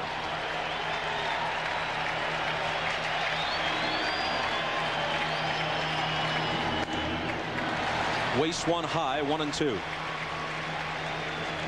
There are a lot of different theories on how to pitch a guy like Gwynn, who is, as you mentioned, 7-time batting champion. There's not really one way to pitch him, but a lot of people believe you pitch him away and play him away, or you pitch him inside and play him that way. You can't let him have the entire field to work with. And he's called out on strikes. So he keeps the Cardinals in the game, Osborne does, even though the Padres tack on another one to lead 4-1. Here's the Hertz game summary. Cardinals with a run in the first, but the Padres come back with 2 in the second. A fielder's choice play at the plate was critical. Padres got their first run on that. Then Reed followed with a double to make it 2-1. Caminiti went the opposite way for a solo homer in the third to make it 3-1. And they just tacked on a run in the bottom of the fourth for a 4-1 lead. But it could have been much worse. They were a single away from breaking the game open. The game summary brought to you by Hertz. For business, for pleasure, nobody does it exactly like Hertz. Donovan Osborne got his 4th and 5th strikeouts, each on called 3rd strikes. against Ricky Henderson and Tony Gwynn with runners at second and third, when a base hit, considering the quality of the Padre bullpen, would have just about put it out of reach for St. Louis.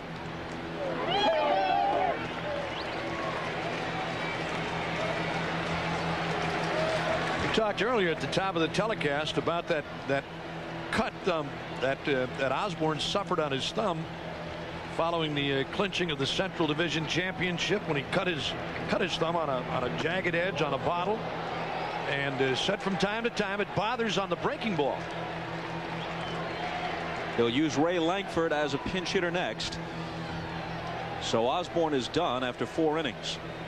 Mark Petkaiser has been throwing in the bullpen. Fossas was throwing earlier. He has since taken a seat. Hauled, third strike, and Alicea is finished. He's fanned twice. Joe, let's go back to the last inning.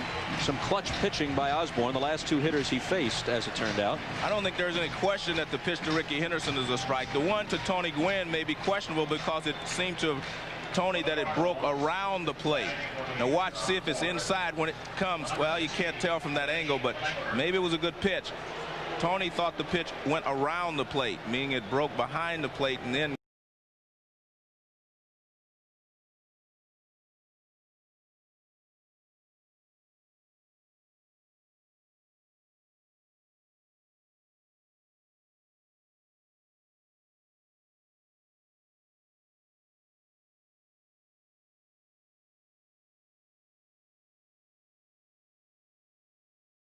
was in the middle of the plate. But he's out anyway, and Osborne holds him at 4-1. Ray Lankford, who hit .275 with 21 home runs, out of the starting lineup because of a tender shoulder in this division series. They hope to have him back in a few more days. He'd certainly be available for the LCS if they make it that far, and maybe later in this series if the Padres prolong it with a victory here. They lead 4-1, San Diego does, in the 5th. Lankford hitting for Osborne. Well, the other thing you miss when Ray Lankford's out of there is his speed, plus he's one of the better center fielders in the league, adds more speed to their lineup. He led the Cardinals with 35 stolen bases this past season. This is his first at bat in this series. 2-1. The book is complete on Osborne. 4 innings pitched. 4 runs, all earned, 7 hits, didn't walk anybody, and he struck out 5. The last 2 were critical. 88 pitches for Osborne over 4 innings.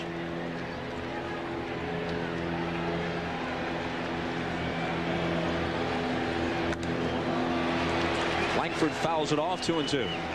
And I'm sure when he goes in the dugout, he realizes that he probably should only be down by one run. Should probably be a 2-1 ball game if everything would have gone in his favor. At least that's the way Osborne will look at it, because the double play ground ball could have gotten him out of that inning, or the fly ball that Ron Gant missed could have saved those 2 runs in the 2nd inning. Lankford hanging in. When I talked to Lankford, he said he can throw. He says he feels like he can play, but Tony doesn't want to take any chances, so he tried to get by today's ball game without using him, but here he is being used in the 5th inning.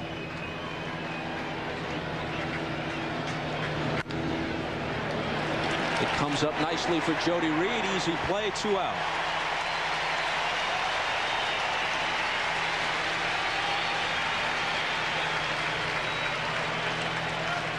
Well, in the American League Championship Series, a couple of managers who came over from the National League, Joe Torre from the Cardinals most recently to the Yankees, Davey Johnson from the Reds most recently to the Orioles, have their teams a step away from the World Series.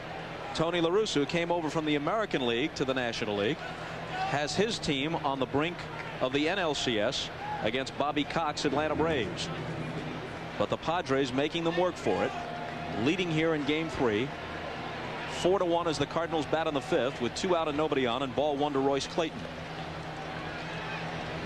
Now Tony La Russa, considered by many people one of the best managers in all of baseball, and has certainly proven it. There he is among active managers. You know, the guy that's really done a great job for the last couple of years with a club that's really had problems. I mean, ducking salaries and cutting players. Philippe Lou up in Montreal. Tremendous. Boy, oh boy. Because they have to retool in some sense almost every year. Yep. It usually has them competitive. The Cardinals were 22.5 out last year. Joe Torre was fired before the midway point, but it's worked out great for him in New York. Sure has. Cardinals hadn't been within 10 of first place in the 90s. Then La Russa comes along, changes the atmosphere, but it wasn't just him. The GM, Walt Jocketty, they laid out some money. They brought in Gaetti, they brought in Gant, they brought Stottlemyre and Eckersley and Honeycutt over from Oakland.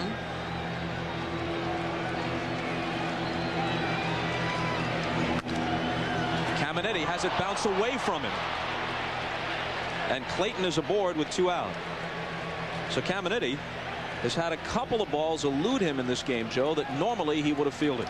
Well, what you'll find here, watch, he catches this ball too late. He does not reach out to get it. Watch, see, he tries to catch the ball back under him. You have to reach out in front and catch the ball, and it's tough to do when it gets that on you so quickly. But watch, see, he does not reach out to get it.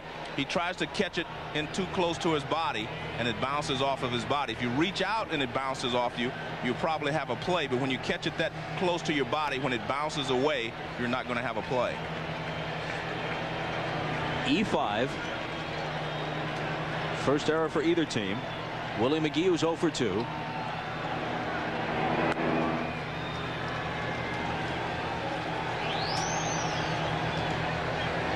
Clayton now has been aboard all 3 times, walked, singled, and reached on an error.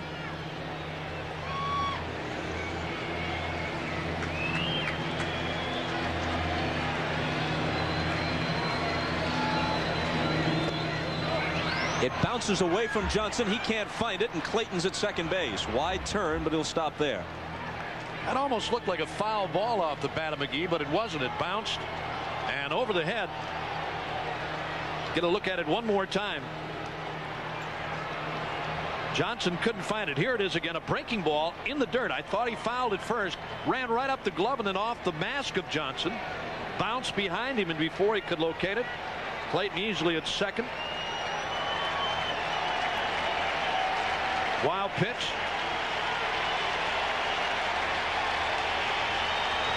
So now a base hit could help the Cardinals creep closer. Sounded good off the bat. Finley sprinting back. Finley to the track. The ball fading away from him.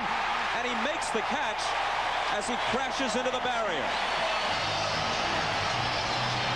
The Cardinals are denied. It's still 4-1 San Diego.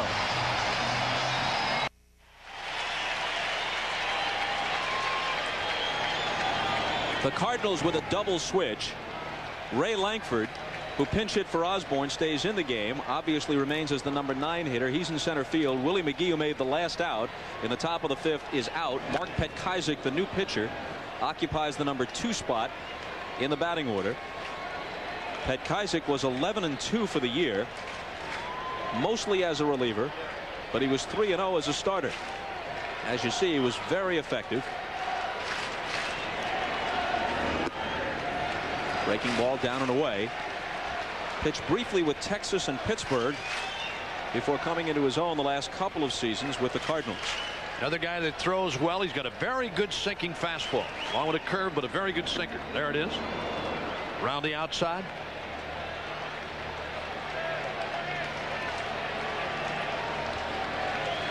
Take a look one more time. Here's that last offering from Petkaizik. There you see that rotation on that ball.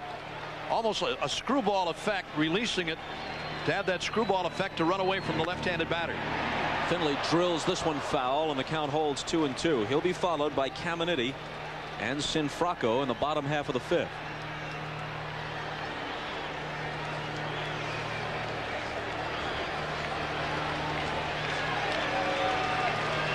Finley's 0 for 2. Mabry unassisted, 1 out. Finley's done with the bat. Let's flash back to what he did moments ago with the glove, retiring Willie McGee to end the 5th. Well, he gets a great jump on this ball because McGee hit it awfully hard, but he got a great jump on it. The ball is curving away from him right there. As you can see, he had to retrace his steps a little bit. So he's going straight back. Now he sees the ball fade away from him, but he keeps his eyes on the ball all the way and runs it down. And I said earlier, the Padres have a very good defensive ball club. Caminiti, who homered right-handed his last time against Osborne, steps in left-handed against Petkazik with the crowd chanting MVP, MVP. And Ken Caminiti said he was tired of hearing all this talk about MVP. He said it was causing him a problem concentrating. Gannon left. Hit hard, but it's the second out. Caminiti may have wrapped it up the first night of that series in Los Angeles when he got 4 hits. Mike Piazza, who was thought to be one of his competitors, Ellis Burks perhaps another. Piazza did not have an especially good series against the Padres for the Dodgers. In defense of Piazza, I think from the catching standpoint, I think it wore him down over the course of the season. And the last 2 or 3 weeks of the season, he really struggled because I think he just ran out of gas. That's a tough position to play and maintain a high average for the entire season. Now, just to keep yourself fit all the time, Joe, I mean, it's not only what you do crouching behind the plate. Every time a ball is hit on the ground at somebody, you're running with the runner. I mean, you're down the line backing up all the time. I think that's the one thing a lot of people overlook about a catcher. Every time you look down the line at a playmate at first base on a ground ball, look who's behind the bag in case of a bad throw. Sinfracco slices one down the right field line and foul into the bullpen.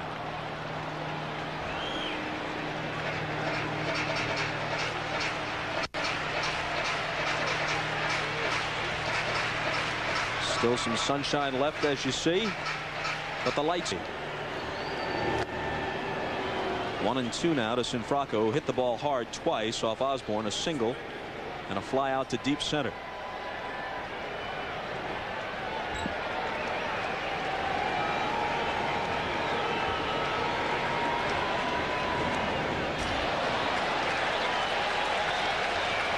About a 58-footer served up by Petkazik. 2-2.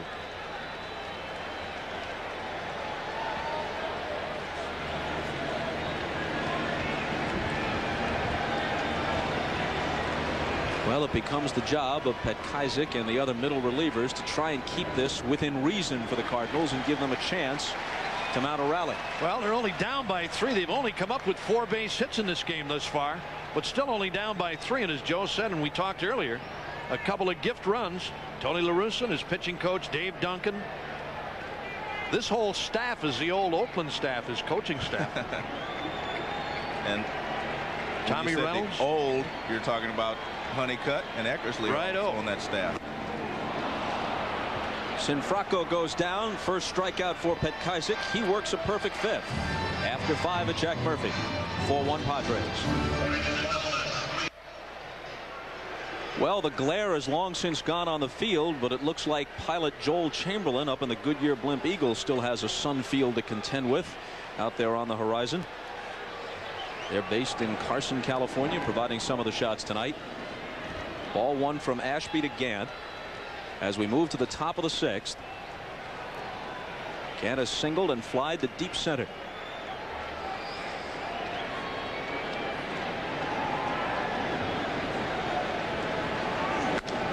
And this ball is blasted to left center field, and the Cardinals just got to run back.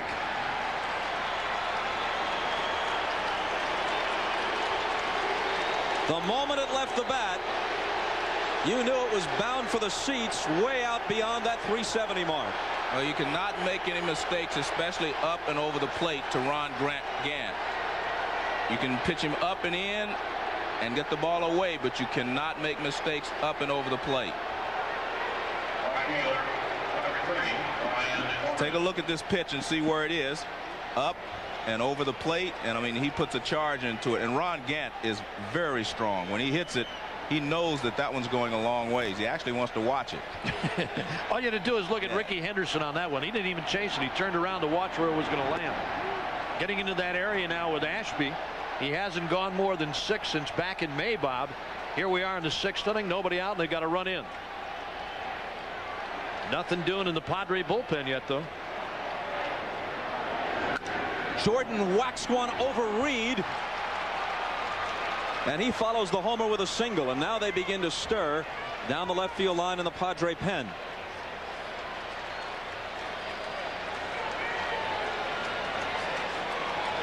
Talked about Ricky Henderson knowing this ball was out of here. Watch Ashby.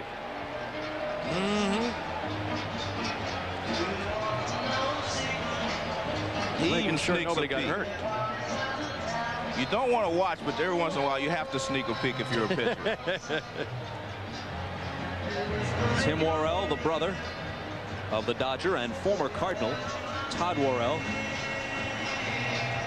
up and throwing in the Padre bullpen. Dave McKay, the first base coach, along with Brian Jordan. Jordan now 2 for 3.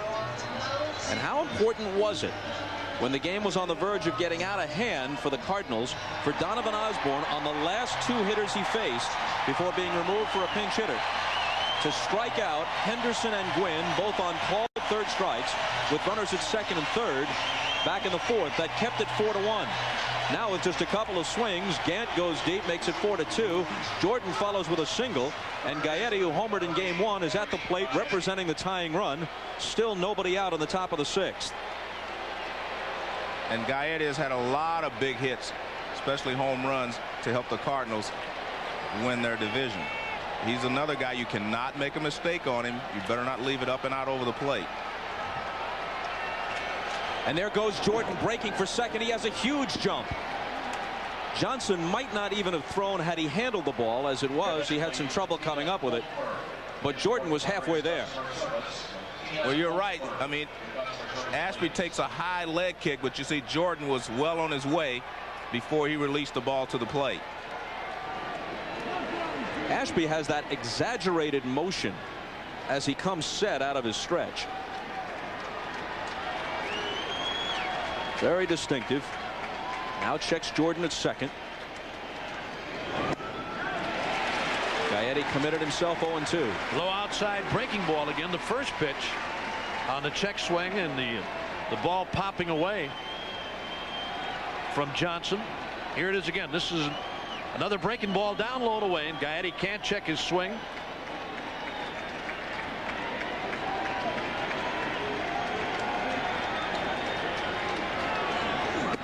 Called strike 3, and Gaetti knew it. You have to give the catcher Brian Johnson a lot of credit for that strikeout. This is very good pitch selection. You throw him a couple of breaking balls, he chases them, so he says, I got to make sure that I don't chase another breaking ball. But this is not a breaking ball. It's a fastball right on the outside corner. And this is what I like. A veteran like Gaetti, he says, hey, you got me. He walks away. And this is 0-2 right on the outside corner. Ball kind of tailed back and got the outside corner. See, Gaetti only mad at himself, not the umpire. 5th strikeout for Ashby. Now Mabry, who's 1 for 2, singled his last time up. You know, in that situation too, Joe, you look at a guy like Gaetti, who's a big power hitter for you, but on a pitch that he had a chance to drive one to the right side maybe and move that runner up 90 feet, he takes the pitch.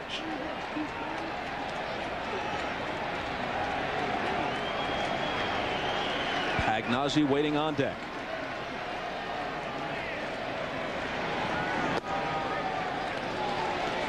Two and 0 to Mabry. Sun setting over Southern California. Padres hoping the sun isn't setting on their season. Down 2-0 in a best of 5. Leading game 3 4-2. But the Cardinals trying to mount a rally in the 6th. 2-0 pitch hit hard and by the diving Sinfracco. The Cardinals are within 1. Down into the bullpen it goes. And Mabry sprints around second base and heads for third. There was no call that it should be just a double, and apparently he'll be allowed to remain at third with the triple. Well, the ball is alive down in the bullpen. You have to go in and dig it out. Tony Gwynn goes to dig it out, but by the time he digs it out, 1 run had scored, and Mabry was on his way to third base. takes this low fastball and whistles it past the diving Sinfrocco at first base. Now watch the ball go down into the corner. Smash and it goes right down into the corner. Now here's Tony Gwynn. He goes over to chase it. He knows that he has to dig it out, and it's in the bullpen, but he knows he has to go in there and get it, and he goes in, but by the time he gets it back, the Cardinals are within one, and the tying runs at third with less than 2 outs. Yeah, it's odd to see those guys in the Cardinal bullpen, Joe, lifting chairs and getting out of the way for him. Anyway, that's all for Ashby, and we'll be back to San Diego after this.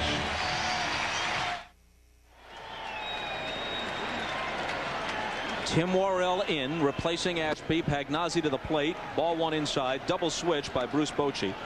He takes Sinfrocco out, brings in Wally Joyner to play first base. Joyner will bat ninth, and the new pitcher Worrell will occupy the number 5 spot. Sinfrocco made the last out in the bottom of the 5th. And this game is tied as Pagnozzi serves one into right. Trotting home from third is Mabry. The Cardinals have plated 3 in the 6th to even the issue at 4. Gant led off with a homer. Jordan singled and stole second. After Gaetti struck out, Mabry tripled over the first base bag, down into the bullpen in foul territory in deep right, and then he rides home on Pagnozzi's single to tie it at 4 apiece. Here's that last offering from Worrell. Watch this. Nice piece of hitting. Low outside breaking ball. Didn't try to over-muscle it. Took it to right field and tied this game at 4. You know, one of the problems you have, especially when you're at home, you get a lead in a game like this and you're cruising along. And I think sometimes you get a little complacent. It may not seem like it, but you think you have this game in the bag, so to speak. You're in control, and before you know it, you're back in a tie ball game, and the pressure falls back on you. Alicea bounces it to Joyner, scoops it up on his first chance, goes to second for 1. Back to Worrell covering, but Alicea beats it, and they don't turn the double play. Well, Worrell was off the bag. That was the problem. The throw actually beat him, but Worrell was off the bag.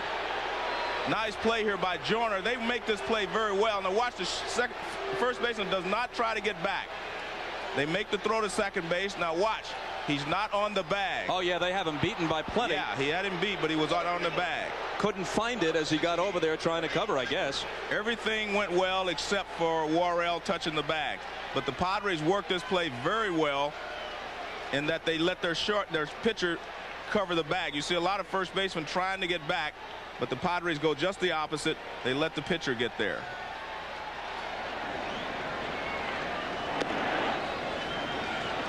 From a couple of different angles, it looked like Worrell did have the bag, but when you saw it, it was clearly evident that he missed it. He was off the bag. Throw was there in plenty of time.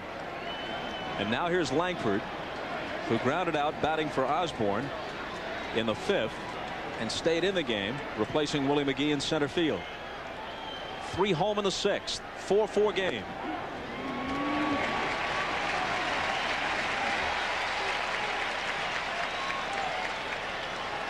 A battle of bullpens now with Osborne and Ashby history.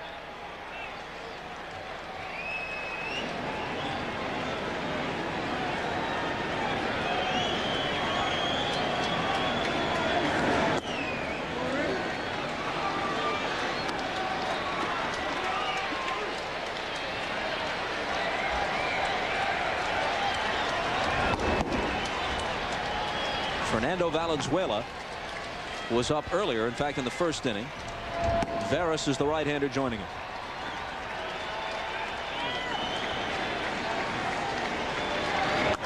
Fouled off by Langford, 1-2. TJ Matthews, Cardinal right-hander, begins to limber up down the right field side.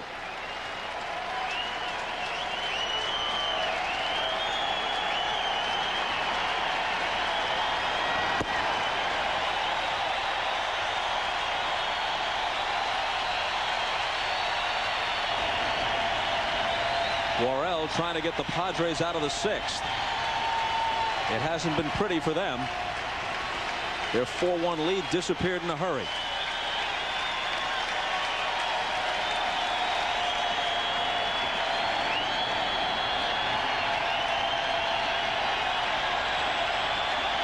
There goes the runner. Pitch out, the throw from Johnson.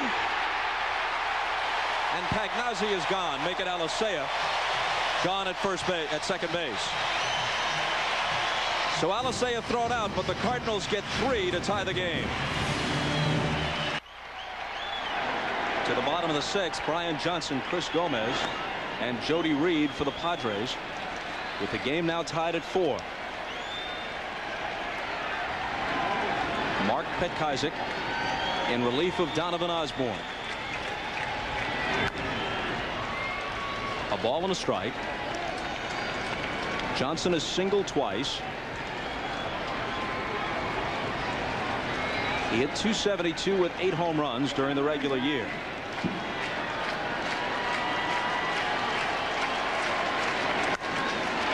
And this ball's in the air to right center field. Langford and Jordan each wants it. Langford takes it. And we see another example of the center fielder taking charge. Brian Jordan wanted to make the catch, but Langford says, I got it, and the center fielder's in charge. You see right in the corner, you see Jordan calling right there. He says, I got it, but he has to give way because the center fielder is in charge. And this is smart because you have to get out of his way. You see now when Langford starts to call, Jordan has to give way. Gomez taps it foul. Reached on a fielder's choice and got an RBI in the 2nd and singled in the 4th.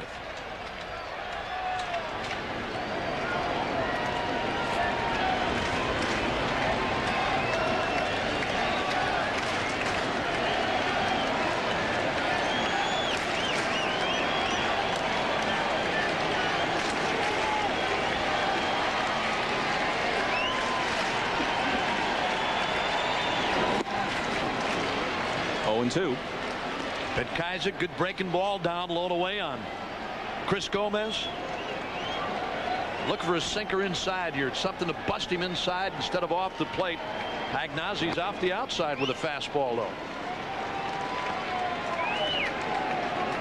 I think the closer we get to the end of the ball game, I think you'll find that a lot of guys in the National League prefer not to come inside as often. For a strike, they might come off the plate because they're afraid of making a mistake and somebody hitting the ball out of the ballpark. Isn't that the truth about a lot of pitchers? Exactly.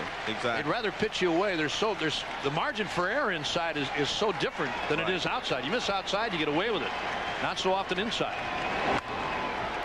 Count holds at 2-2. How many times do we see the Yankees try to come inside on Gonzalez? Yeah, on Gonzalez, you're right. Not quite get there, and it cost them a run or 2.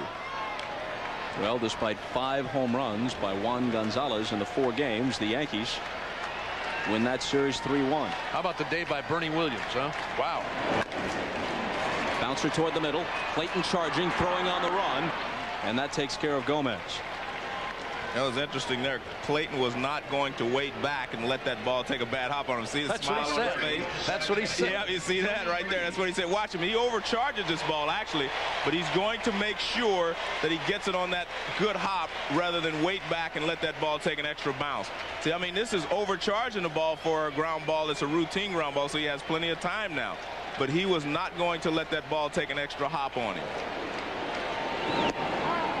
You can overcharge the ball too now, so but he made the right play there to keep his mental state okay, in case he has to make that play in the later in the ball game. Another chance for Clayton. Petkazik has a 1-2-3-6 as Reed is retired. On to the 7th, tied at 4.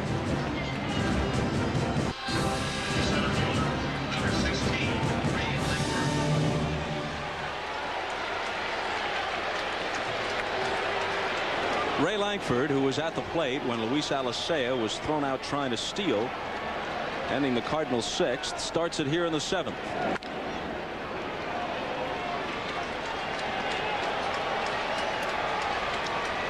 Langford is 0 for 1, grounded out in his lone at bat as a pinch hitter in the 5th, and stayed in the game to play center. You were giving a lot of credit, to the Cardinals, La Russa and all the new elements there, and I think that was exactly correct. I think to really get a view of what the Cardinals are, and they are really a team in every sense of the word. They play together, they work together.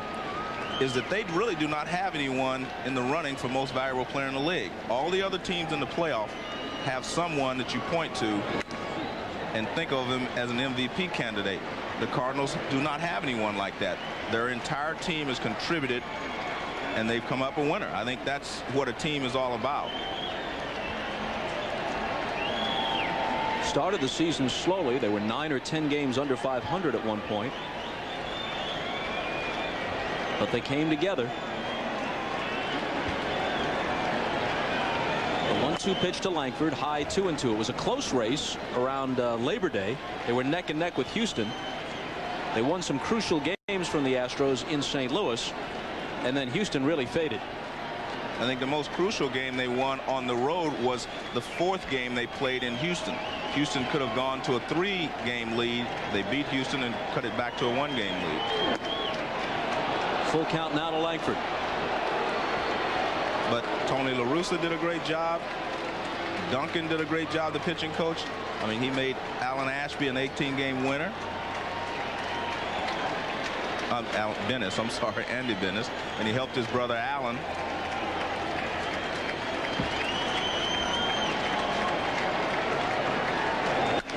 Langford sends this one through the middle for a leadoff hit. Now this is going to bring up Clayton, and remember, Petkaizik, the pitcher, as a result of the double switch, occupies the number 2 spot. But they have Honeycutt up in the bullpen, so they're planning for that. But that's last inning.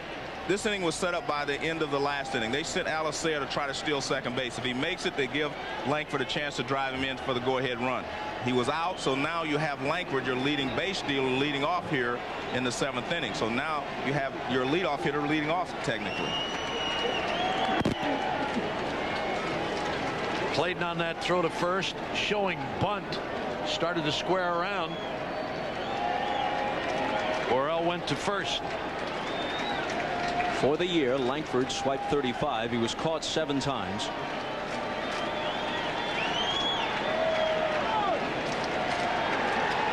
Caminetti almost on top of Clayton. And Reynolds called him out of the batter's box and has given him some new signs. A lot of managers do not like to bunt and play for 1 run on the road. Others do. So we'll see how Tony La Russa chooses to play it here.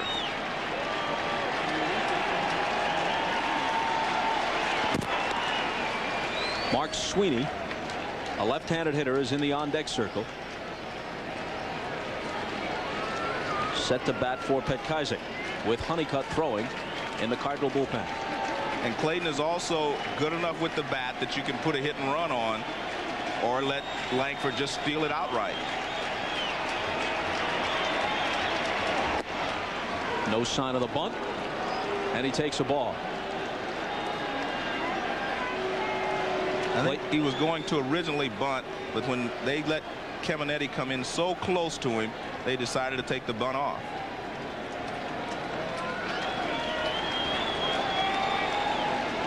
Clayton has walked, singled, and reached on an error.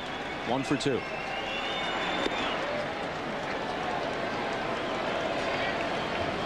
And again, Clayton out of there. Tommy Reynolds with new signs from third. Right, Joe, big hole at the right side between Reed and Joyner now, holding to Langford. Clayton, as you said, can move the runners. Outfield plays him slightly to right.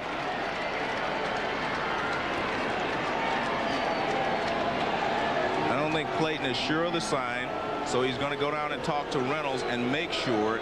And I think this is good. You do not want to make a mistake this late in the ball game when it can cost you a division title. So I think that's what he wants to do. He wants to make sure of what they want him to do. Well, he squared the bunt on the first pitch, Joe. When Worrell went to first, he had showed bunt. He started to square, and then on the second offering, he was hitting away.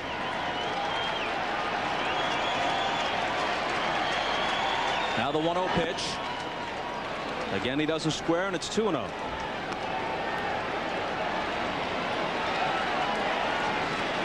How many times have you seen it happen? I know you've seen this happen. I've seen it happen a couple of times where a guy steps out, keeps stepping out with the third base coach.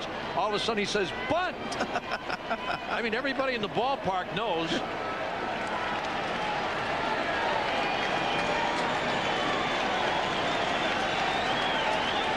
The runner goes, and it's bounced foul. Well, they worked their way into the situation that they want, and that's 2-0 because they know they can't pitch out, and they just try to hit and run. And I mean, you can try it again if you want. You've got them in the hole. 2 balls, 1 strike, another good hit and run situation.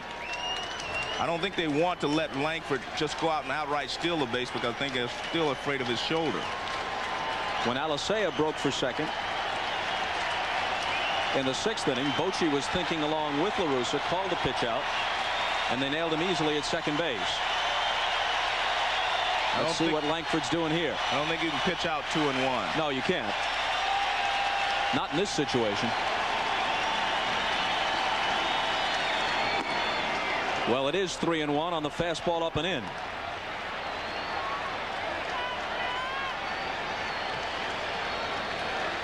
There are a couple of things that have to happen right for a hit and run to work. First of all, the pitcher has to cooperate and throw a strike or throw a ball in the zone where a hitter can get good wood on it.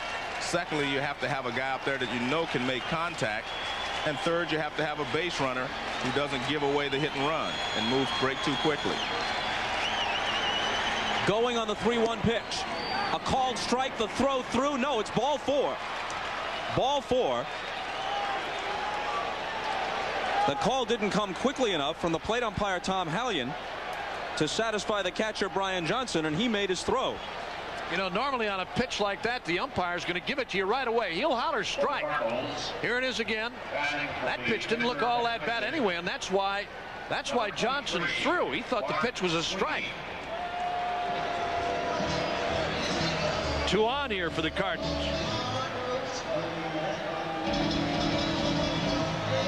Sometimes in that situation, the umpire will give you a verbal signal right away. He'll say ball rather than, and we don't see him raise his hand quick enough. But maybe he didn't give Johnson that signal quick enough. But a lot of times umpires just say ball so that you know right away. But a catcher, I think you do it automatically, Joe. If you think the pitch is good, I mean, you're doing your own umpiring back there. And if you think the pitch is good, you're coming out firing. And you're right. It was a close pitch. Yeah. Close enough to hit. Could have been a strike.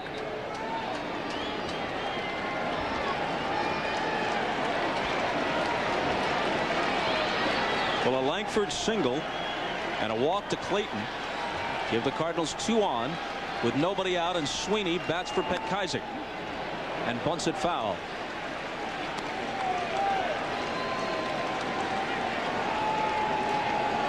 There you see his figures as a pinch hitter. For the year, he had .265 with 3 homers. He's a pretty good bunter. 5 sacrifices.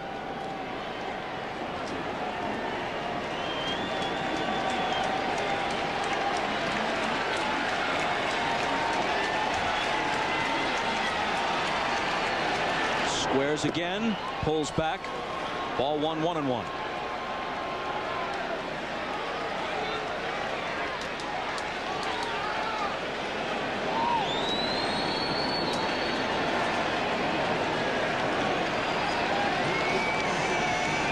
What Caminetta is signaling there is whether they want to use the rotation play, where the shortstop will go over and cover third and he charges.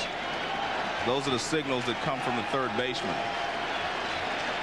He relays those signals to the shortstop, the second baseman, and the first baseman, and the pitcher. He lets them know exactly how Bochy wants to play this.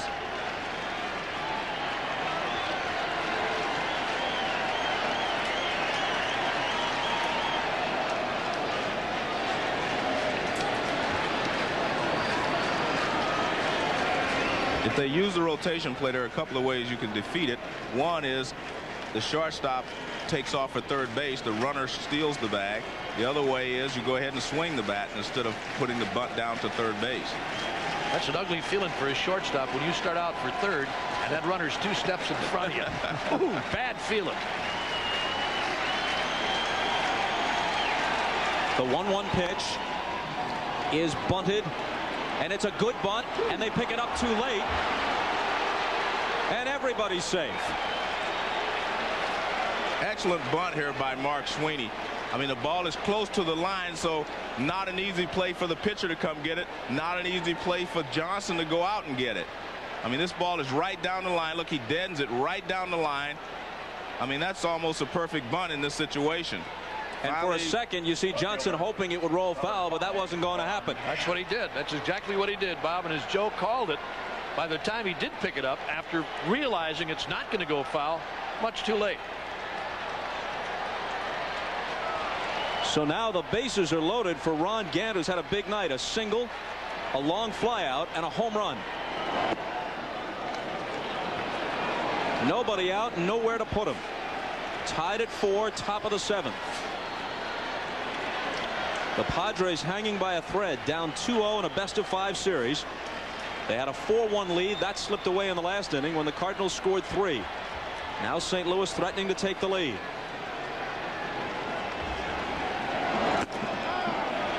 Fastball for a strike, 1-1. Ron Gant looking for something out over the plate that he can drive, and Worrell comes inside with a fastball. And watch, Gant moves away because he was looking for something out over the plate. Gant hit 2 grand slams this year for the Cards. 2 balls and a strike. Here you get into that gray area again where you're sitting ahead in the count talking about Gant looking something out away, as he did when he homered back in the 6th.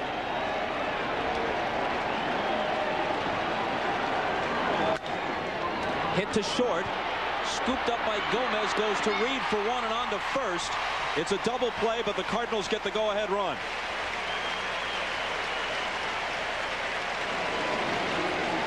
No RBI for Gant on the double play, but Langford crosses to make it 5-4 St. Louis in the 7th. The ball that Gant tried to pull, it was out away from him and hit it hard, but hit it right at the shortstop, and they get the 6-4-3 double play.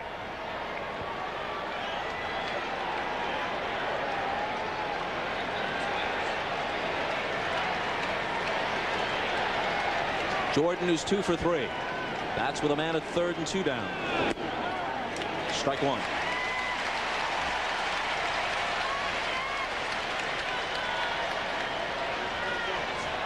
Earlier today, the Orioles came back from a 3-2 deficit, wrapped up their series with Cleveland. Yankees trailed at Texas 4-0, came back to eliminate the Rangers. Cardinals trailed here 4-1, now lead 5-4 in the 7th. 0-2.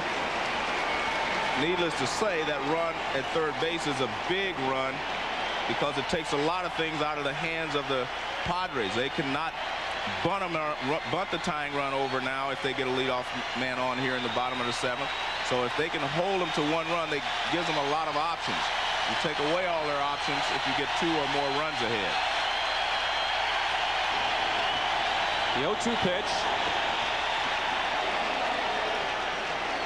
And it looks like La Russa is now poised to go with the formula that worked for him in the first 2 games. Honeycutt to set up Eckersley in all likelihood, provided they hold on to the lead.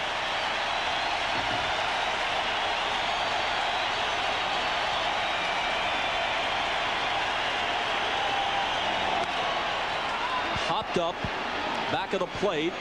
Johnson for a look, no play.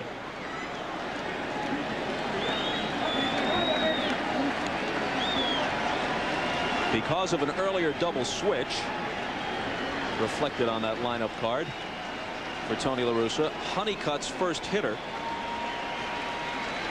in the bottom of the 7th is going to be Wally Joyner, who occupies the 9 spot in the Padre order.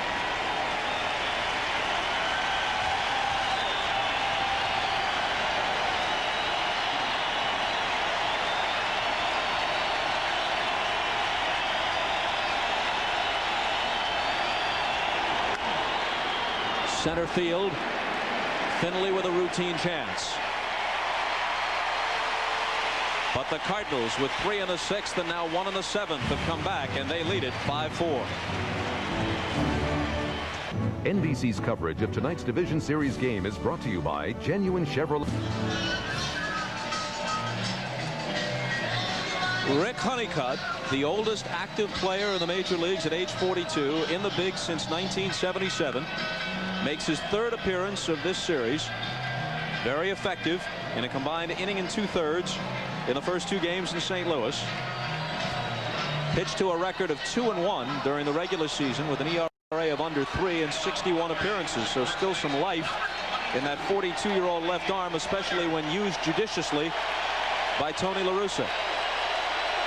And Eckersley waiting his chance.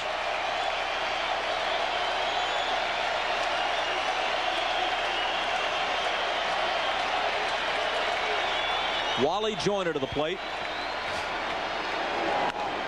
Fouled off. He hit just .214 this year with only a couple of home runs against left-handed pitching. Can't forget the job that Mark Petkazik did. 2 innings of work. Didn't allow any hits. Gave the Cardinals a chance to come back. Picked up a strikeout en route. Cardinals about hit the Padres 10-7 lead by 1 here at 5-4.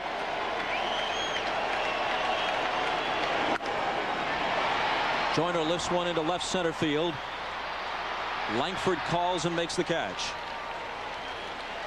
Tomorrow, NBC Sports presents more NFL action at a special time of 12 noon Eastern. The NFL on NBC. After the pregame show, most of you will see the Dolphins hosting the Seahawks. Some will see the Raiders and Jets, or the Patriots taking on the Ravens. Then in part 2 of a national doubleheader, most of the country gets Jim Harbaugh and the Colts, who are undefeated, taking on the Buffalo Bills. Others will see the Broncos battling the Chargers, or the Saints against the Jaguars. Check your local listings for the game in your area. The NFL on NBC tomorrow at noon Eastern Time.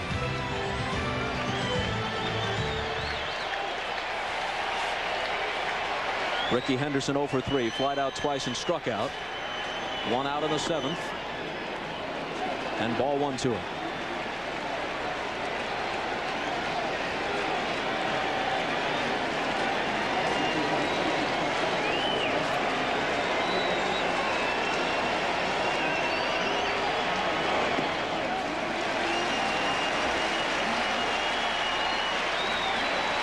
Henderson hit 9 home runs this year. Had one in game 1 of this series in St. Louis. If you make a mistake, he can still take you deep. The 2-0 pitch. In there. Breaking ball from Honeycutt. Looked like Pagnazzi wanted a fastball that time. Joey shook him off, stayed with the breaking ball. He missed on the first 2. Comes right back with a spinner, and Henderson takes it for a strike.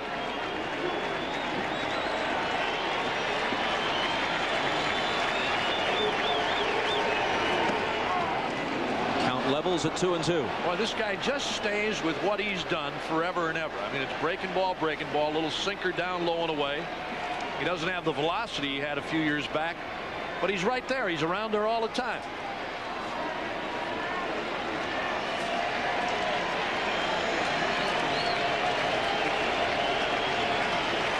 Here it comes on 2-2. Breaking ball down and in, full count. Lots of stickers on Honeycutt's bag, as you might imagine. 2 decades in the majors.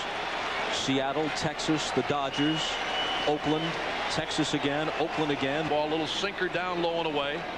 He doesn't have the velocity he had a few years back, but he's right there. He's around there all the time.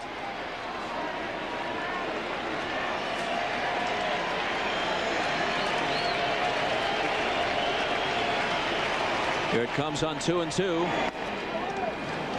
Breaking ball down and in, full count. Lots of stickers on Honeycutt's bag, as you might imagine. 2 decades in the majors. Seattle, Texas, the Dodgers, Oakland, Texas again, Oakland again, the Yankees briefly, then St. Louis. The payoff pitch. Into shallow center field, and going out from second base to make the catch is Alicea. Well, he decided Ricky Henderson was not going to get a fastball to hit, and he hits him on the fist with another little slider on the 3-2 count. He threw him 6 straight breaking balls. Now watch, Ricky actually jams himself. You see the ball is spinning and coming in. Ricky doesn't get the barrel out there quick enough. I think he was looking for a fastball away, and he gets jammed with a little slider.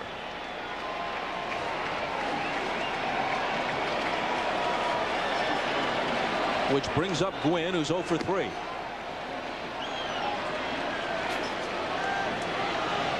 This may be some of the worst hacks that I've seen Tony Gwynn have in a long time, all night long.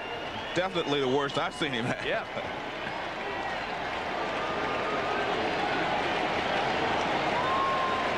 2 out, nobody on, bottom of the 7th, the 0-1 pitch. Well, he didn't have a bad hack there.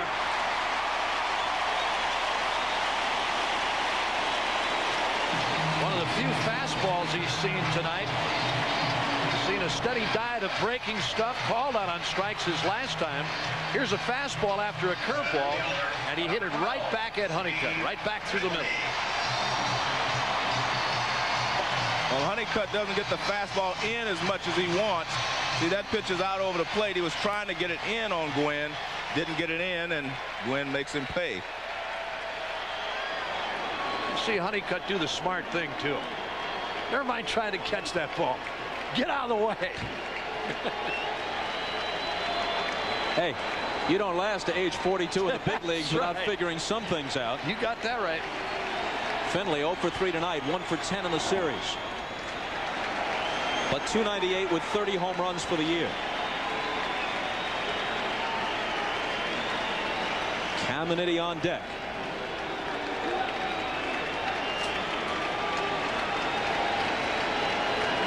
Cardinals by a run on the bottom of the 7th. And this ball is smacked down the right field line into the corner and foul. Not by much.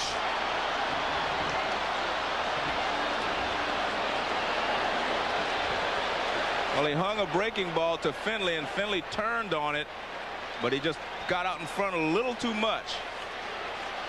Watch Finley. He keeps his front shoulder in. He stays in on this breaking ball. He doesn't bail out. Look at that breaking ball right there, man, and he would love to have that pitch again. He says, I hit 30 home runs this year. I bet you 20 of them were off pitches like that, but he pulls this one foul.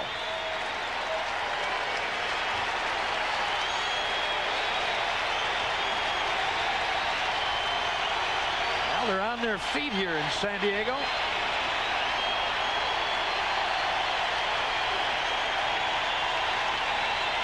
The 1-1 pitch.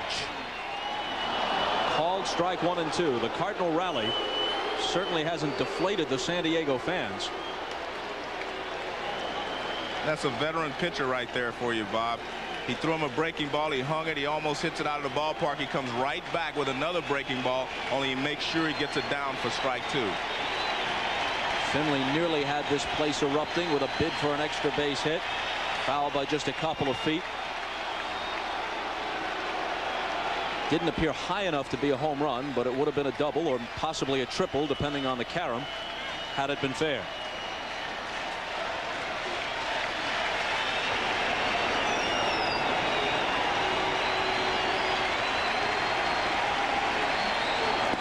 Got him. Honeycutt went down and away. Finley couldn't catch up with it, and it's still a 1-run Cardinal lead. Monday Night Live is back. As this ball off Finley's bat heads down the line, watch Rick Honeycutt's reaction. Doing a reverse of Carlton Fisk in '75.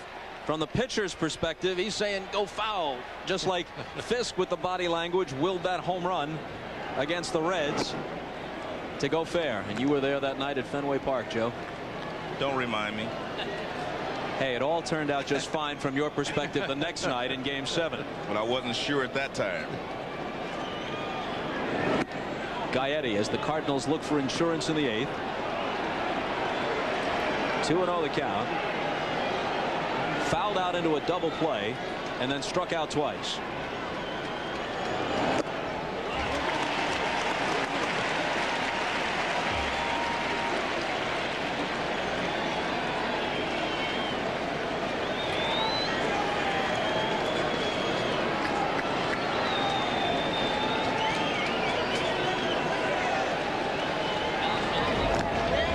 Valenzuela and Veras again.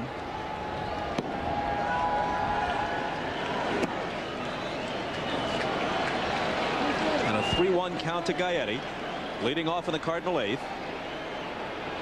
Followed by Mabry and Pagnazzi. Johnson to the mound to talk with Tim Worrell. Gaetti his last couple of times up hasn't had some real good hacks. He's had some check swings, been fooled on breaking balls. Last time took a call third strike on a fastball with a runner at second and nobody out.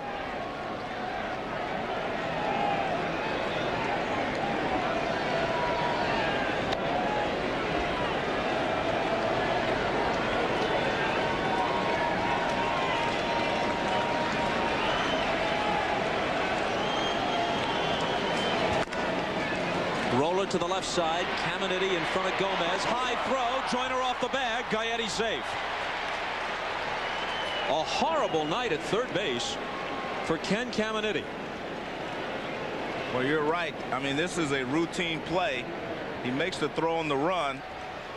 Does everything right except watch. He releases it high right there. And Joyner has to go up. Can't get down in time.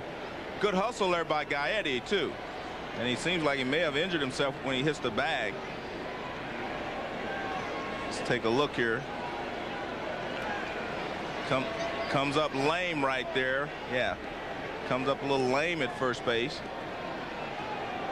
And the trainer's out checking on him.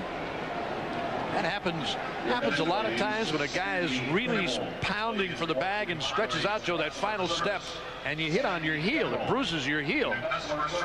And that's what Gaetti did, and he's still limping slightly. Tony La Russa saying, hey, look, you know, if you can't make it, don't be a hero. We can run for you. You're supposed to run through the bag, not to the bag. And watch this last step. He kind of leaps for it right there instead of running through the bag. You could see his heel really come down hard on the bag. La Russa wants him to come out of the game.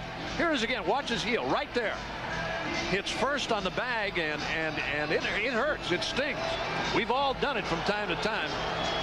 And he's going to stay in the game. There was a pinch runner heading out. Mejia. And back in. Gaetti wants to stay. Now the question is, does Worrell stay? Look, Gaetti is still walking around, Bob. He's running now down past first to make sure he's all right. And the Padres are going to make a pitching change here. Gaetti looks like he's going to stay in the game. And look who's coming in.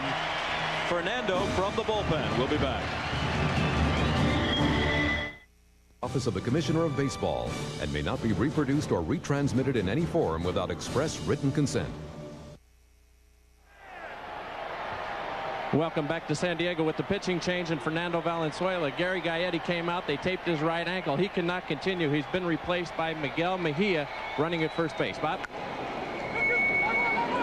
And Fernando Valenzuela's first offering bunted beautifully by John Mabry, and the pinch runner Mejia winds up at second. Nicely done by John Mabry.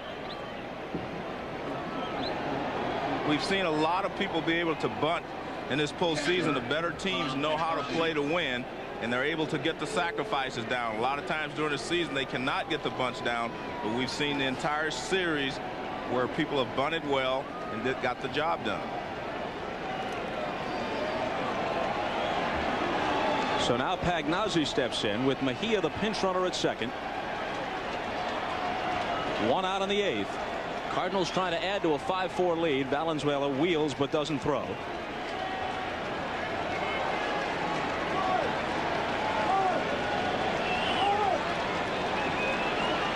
Mejia is very speedy and known to be adventurous.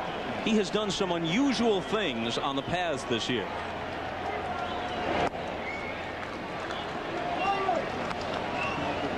Talking to Mike Shannon, who does the Cardinal broadcast, Bob, and he told me that speaking of someone known to do some unusual things. That's right. Yeah. But he'll run at any time, any situation. He said he's on, he's gone. Look at the lead he's got at second. There he fakes the break. Pagnazzi shows bunt and pulls back. 2-0. Take a look at Mejia here. He had a great lead off of second, then made a move towards third and pulled up. There it is. Bang. Pull up.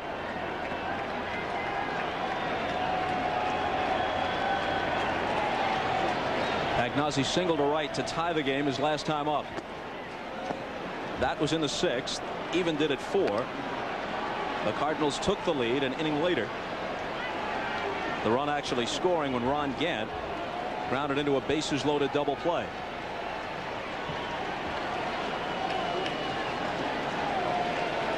And now behind on the count. They're simply going to toss the last one outside intentionally to Pagnazzi to put runners at first and second for Alicea. Second baseman High above Jack Murphy Stadium, as you know, the Goodyear Blimp Eagle has been providing the aerial pictures. Goodyear Blimps travel over 1,000 miles every year, covering major sporting events, and they do it very slowly. That's not an easy 1,000 miles. Very quietly.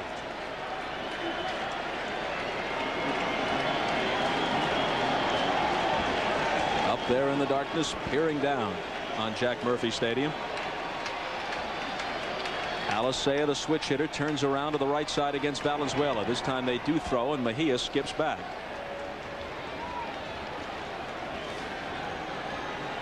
An error by Caminiti. The sacrifice by Mabry. Now the walk to Pagnozzi. First and second, one out. Lankford on deck.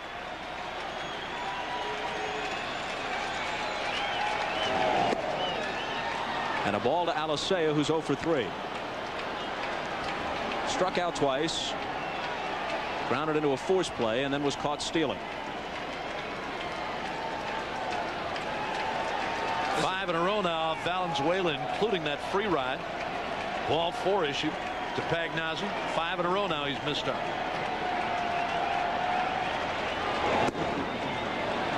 For those just joining us, Bruce Bochy, the Padre manager, told Joe Morgan before the game if it got as far as Game 5 Monday, Valenzuela would be his choice, but he cannot afford to be thinking about any of that at this point. Evidenced he had him up in the first inning tonight, Bob. When Ashby got in a bit of a jam, he had Valenzuela up. This is only his third relief appearance of the season. He started 31 games. Wrapped foul by Alicea.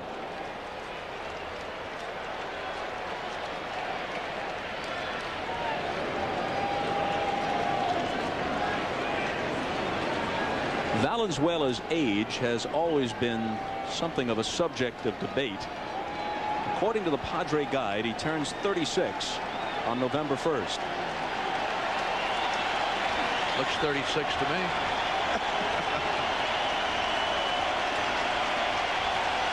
The 2-1 pitch with Mejia breaking from second base. Lofted down the right field line, and Gwynn right on the foul line makes the catch. And Mejia has to retreat.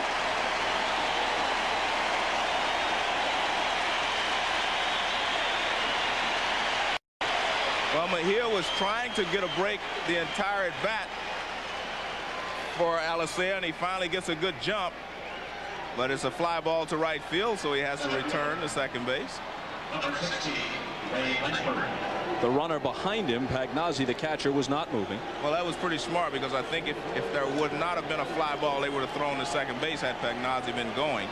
You always try to get the slowest runner, and a lot of times the guy from first doesn't get as good a jump as the guy from second, so you throw to second base instead. Lankford's single started the Cardinals' 7th. He scored the tie-breaking run. Called strike.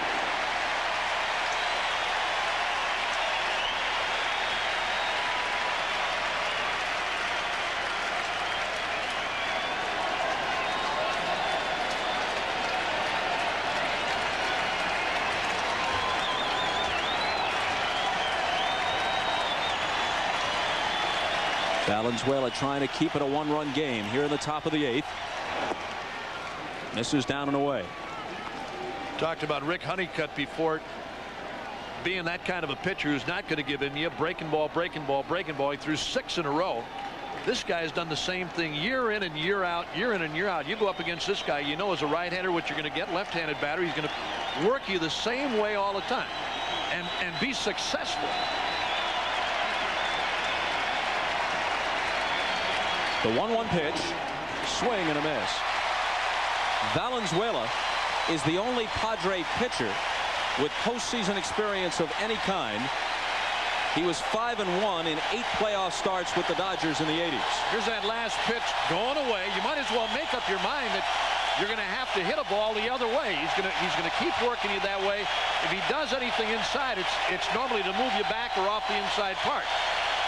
Listen to them roar in anticipation of the 1-2 pitch from Fernando, which misses.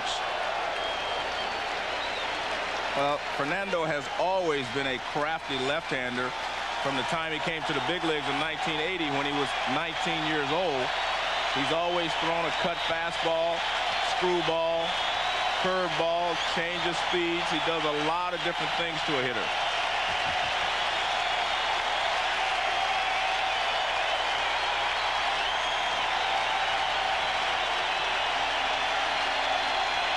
And Langford steps out. When a pitcher takes that long to get a sign, usually it's the location. I mean, he runs through the signs, he decides which one he wants to get, but then it's the location, whether he wants to go inside or outside. 2 on, 2 out, and the 2-2 pitch. Full count.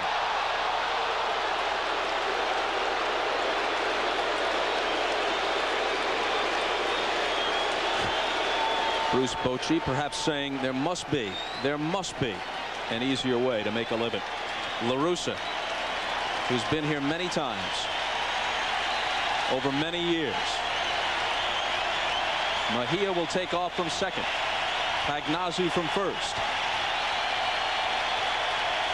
There they go. Here it comes, and the bases are loaded.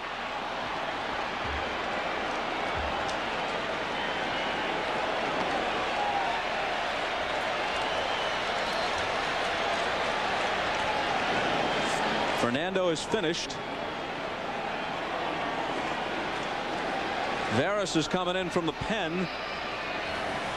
And as Fernando takes his leave, so will we.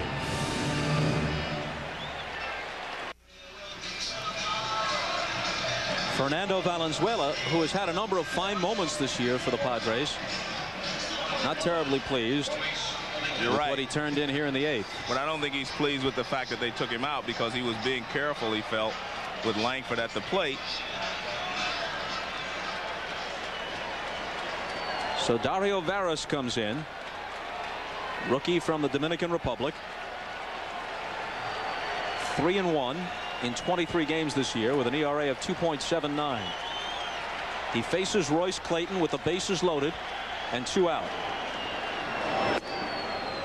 And starts him with a ball. Clayton is 1 for 2 with a couple of walks. An error and 2 walks have loaded the bases here in the 8th.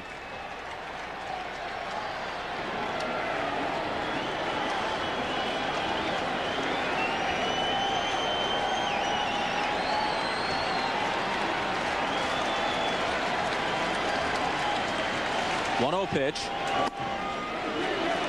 They check down at first. He didn't go. Terry Tata, the umpire there.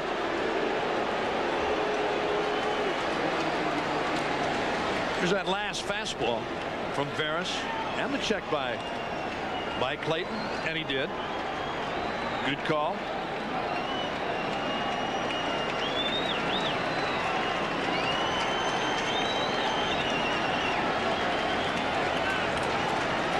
Big pitch coming.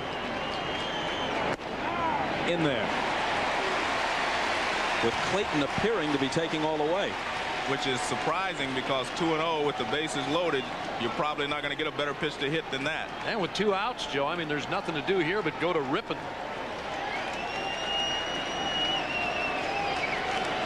Mejia at third, Pagnazzi at second, Langford at first. Clayton at the plate with a count of 2-1. And here it comes from Veras. Caminetti to his left, stumbles, gets up and throws, and got him. Almost another disaster for Caminetti. The Cardinals leave the bases loaded. Caminetti leads off in the bottom half.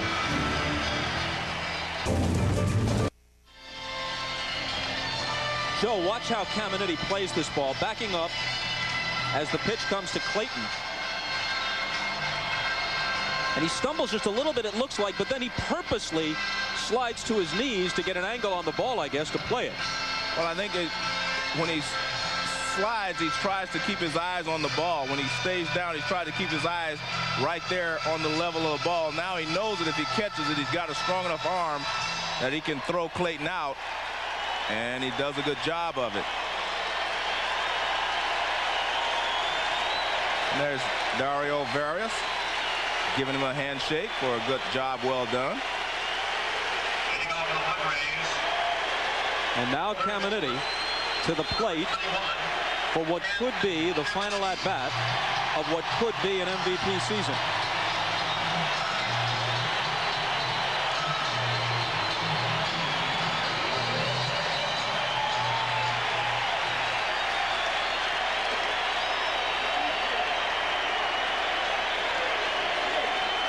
Greg Vaughn is in the on-deck circle because of a double switch. The pitcher's slot is next.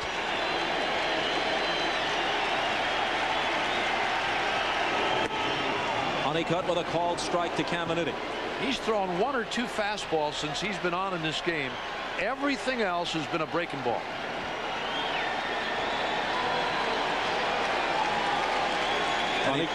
Honeycutt worked the 7th.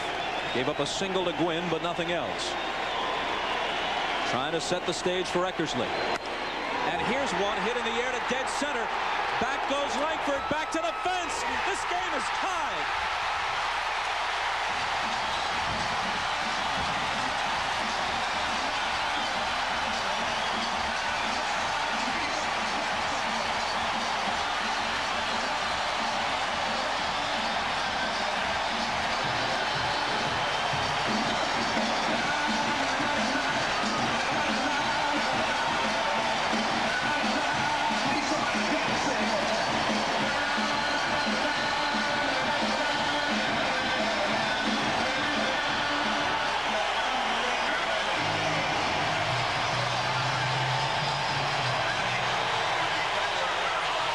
Well, it might not be the last at-bat of an MVP season, and maybe that's why he's the MVP.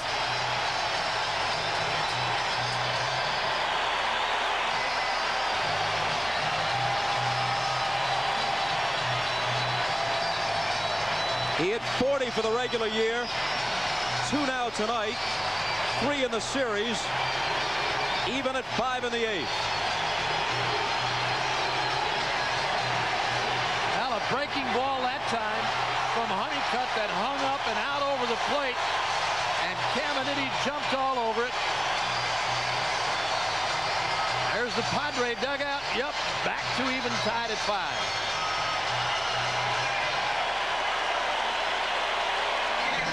The reaction of hanging curve, and he hit it out.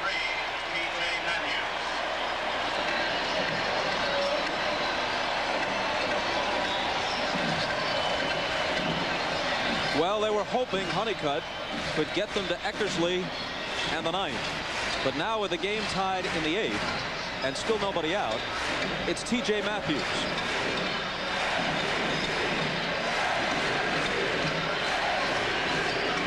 While Matthews gets ready, the chant of MVP starts up again, and man, is it loud in this ballpark. Hugen has been all night. Yep, you're right. Great crowd here tonight.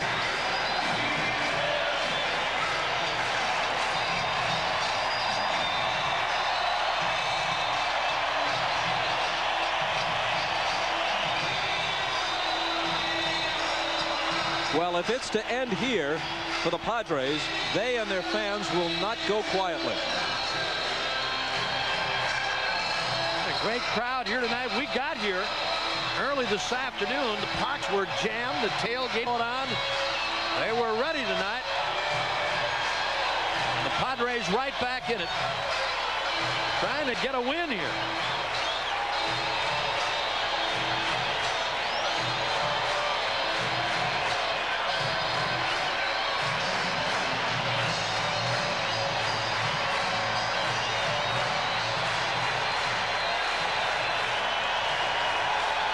So now Vaughn, and you know him about as well as any, the Brewers announcer, he knocked 31 out of the park for them before he was traded here, then 10, a total of 41. Every once in a while, Bob, he'll go the other way. That's the one thing that they tried to get him to do in Milwaukee, was to take breaking balls the other way, because he's got great power. But most of the big stuff for Vaughn is in left center to left. Big cut and a miss. He drove in 117 combined between Milwaukee and San Diego, and yet on the bench for all 3 games of this series. 0 for 2 as a pinch hitter, both outs against Eckersley in the first 2 games of this series in St. Louis. Now facing T.J. Matthews. Excuse me, Bob. He's hit 10 since he's been here with the Padres. That's the book on him. Up and in, down and away. Oh, he might have gotten away with one there. Fastball right over the heart of the plate, and Vaughn goes down swinging. Well, let's watch count first in the top of the 8th. With the bases loaded, the ball hit to his left by Clayton. He skids to his knees, pops back up. He's made 2 errors tonight, but he gets Clayton to retire the side. Then he leads off in the bottom half and wallops one over the center field fence off Honeycutt to even the issue at 5.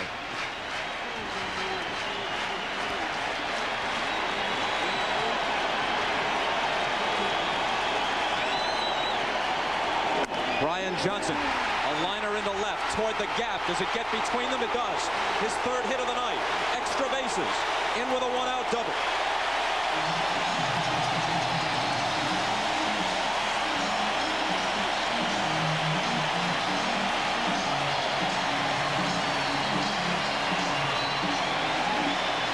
Well, Brian Johnson has been swinging the bat well all evening. This pitch is down. Low breaking ball down and out over the plate, and he drives it up the gap in left center field. They cannot cut it off, and he goes to second base with the go-ahead run here in the bottom of the 8th inning. Now Johnson, with 2 singles and a double, leaves the game and is replaced by pinch runner Luis Lopez.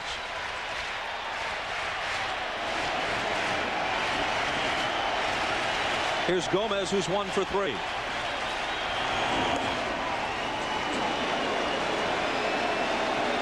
Tony Fossas gets up. Jody Reed on deck, and then Joyner. Ron Hasse, one of the Cardinal coaches, going over and saying something to Ozzie Smith, who's among the Cardinal reserves tonight.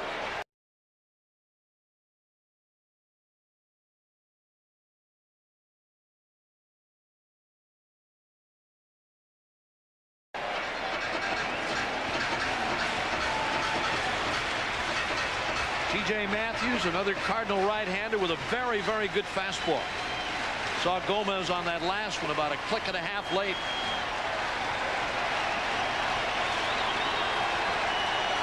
If they make a switch, they're going to use a double switch because the pitcher's the leadoff hitter, and they would put Ozzie Smith in that spot. Next one to Gomez. Almost hit him, 1-2.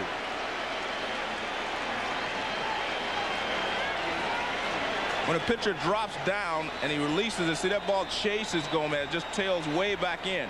When you sidearm the ball, it will run back into the right-handed hitter.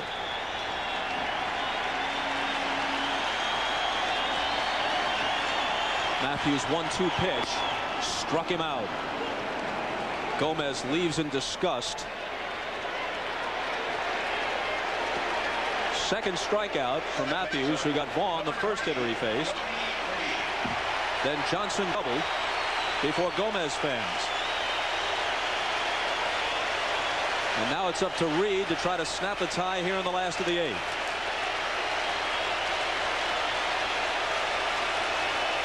As Joe pointed out, the pitcher's slot due to start in the 9th for the Cardinals, followed by Gant and Jordan. There's a strike. Jim Gray tells us from downstairs that Gary Gaetti reports a sprained ankle on that play at first base.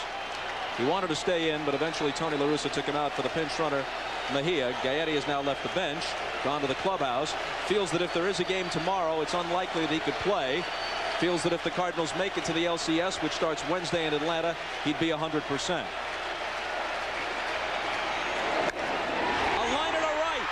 Jordan on the run and a dive to preserve the tie.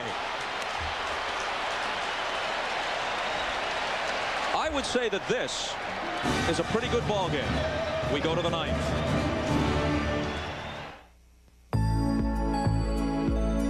When was the last time you played in the rain? Let your hair go wild. Flexed your muscles to the world. Stayed up Newt Gingrich's weekend protections for Coverage of tonight's Division Series game is brought to you by Buick and your... It's tied as we go to the ninth, and here's why. Well, we talked about the speed of the Cardinals outfielders, and Brian Jordan shows you that speed. When that ball was first hit, there was a big gap in right center field, and he just closed the gap very quickly and preserved the lead, the tie. Plenty of moves as Ozzie Smith bats for T.J. Matthews to start the ninth. The new pitcher is Trevor Hoffman. The new catcher is John Flaherty. So a new battery for San Diego. Ball one to Ozzie, and a called strike. Flaherty, bothered a bit by a sore ankle, though he did play in St. Louis, will hit fifth. Hoffman occupies the sixth spot. Hoffman 9-5 for the year, ERA 2.25, 42 saves. One of baseball's premier relievers. 90-plus fastball and a terrific changeup to go with it. The changeup has become one of his bread and butter pitches because he has an excellent fastball with a lot of movement. He also throws a slider. 2-1 pitch to Ozzie. A liner to left. Coming on is Henderson, though, playing shallow, and he makes the catch. Ozzie with a bid for a pinch hit. Hit it squarely, but Henderson hadn't played in the right spot. Playing shallow, as you said, Bob, and this ball really hit hard. Looked like Henderson may have lost it momentarily, either in the crowd or the lights. Watch him get down here. He's fighting it right there and makes the catch.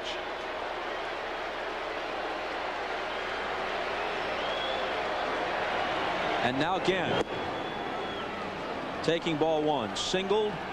Well, let's reflect on Ozzie for a moment. He didn't just play the position like Brooks Robinson at third base. He was the position, defined it for a generation, and set the standard that everyone else will try to reach. One of the most distinctive players of our lifetime in this, his final season at age 41.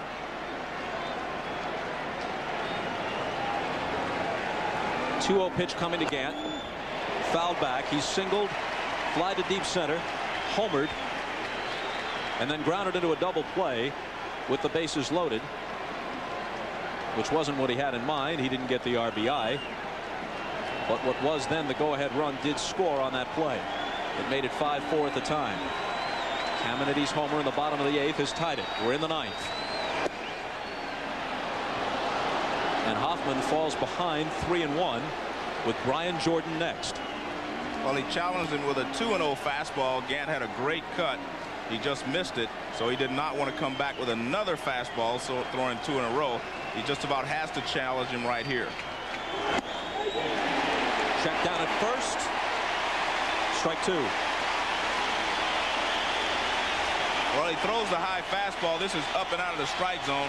Gant knows the fastball is coming. He starts, and then he tries to check a little late.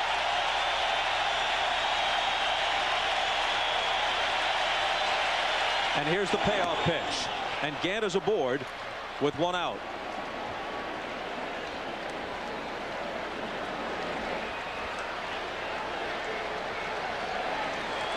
From Must See TV and Friends, Lisa Kudrow does a turn on Saturday Night Live tonight, along with musical guest Sheryl Crow.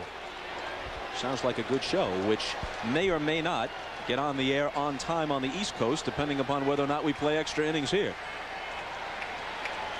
But it follows your late local news in most of the country. And a ball to Jordan.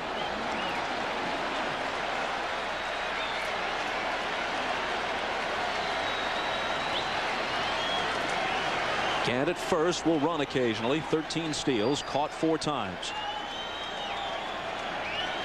Jordan's 2 for 4. And Hoffman's behind him 2-0. Well, he's concerned with Gant, and he's using that slide step, and he's released both of these pitches high simply because he's not getting himself in a position. He usually has a pretty big leg kick with no one on base. Now he's shortening it, and he's throwing his timing off.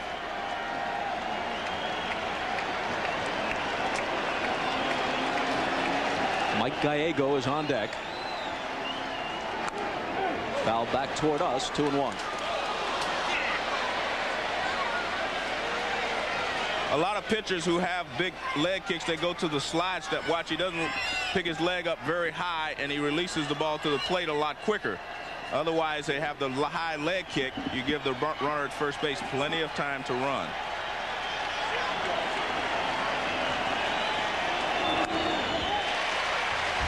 And it's 2-2. And the things that can happen in a ball game with Gaetti stumbling over first base and spraining the ankle. Instead of Gaetti, a dangerous late inning hitter coming up next, you've got Gallego, who had to come on to replace him, waiting next.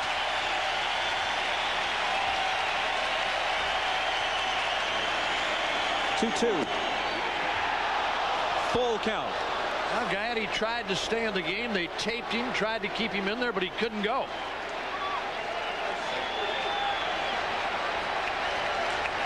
I think you'll see Ron Gant take off on the 3-2 pitch.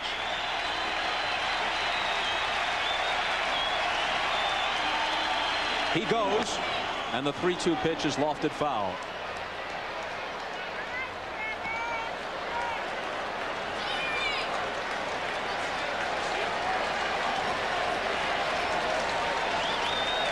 Fossas has been throwing, and now Eckersley is up.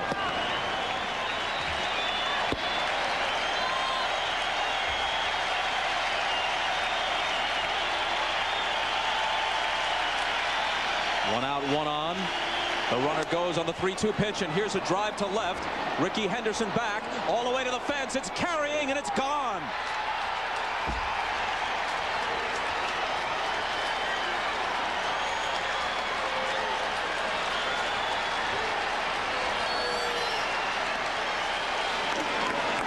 Although Bochy is impassive on the bench, that was a dagger through the heart. Brian Jordan on the 3-2 pitch off their ace Trevor Hoffman. When it left the bat, it wasn't a certainty, but it kept on carrying. I think Brian Jordan knew it was gone right away. This is a fastball, but he worked his way into that position because he went to 3-2. He throws Jordan. It may not have been a fastball. That may have been a little breaking ball or a little cut fastball, but it wasn't a good fastball. Looked like a breaking ball, a little slider cutter, as you said, Joe. Right. Here's Ricky back to the wall. Makes a desperation attempt, but that one's out of here. Big two-run homer. 7-5 St. Louis. And now Gallego's at bat.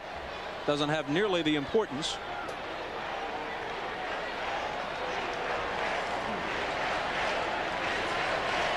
Well, like Caminetti before him, Caminetti made a play to end the inning. Then he hit a home run. Jordan does the same thing to end the bottom of the 8th inning, saves a run, comes up and hits a 2-run homer. 1-2 to Gallego. Jordan just itching to bust loose in this series. 1 for 7 through the first 2 games in St. Louis. 3 for 5 tonight. 2 singles, a tie snapping home run, throw in a stolen base, and a great diving catch in the bottom of the 8th to preserve the tie and set the stage for his own heroics in the top of the 9th. Took a base hit away from Jody Reed and an RBI that would have put the Padres on top.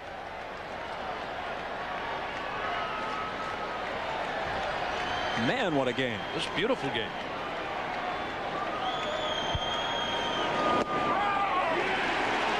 Called third strike, and Gallego sits down. I'll tell you, I haven't been disappointed in any that we've seen, Bob, in the postseason. They've been great. Yankee-Texas series, and tonight here in San Diego. First baseman John Mabry.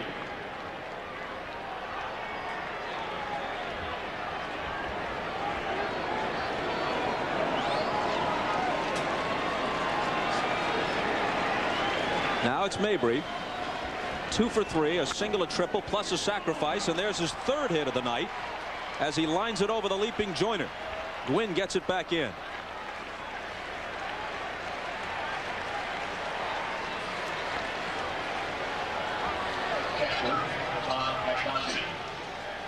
I don't think Mabry hit this ball all that hard. It looked like it got in tight on him a little bit. He hit it down around the end, just above the trademark. Didn't sound all that good. Humpback liner over the head of Wally Joyner.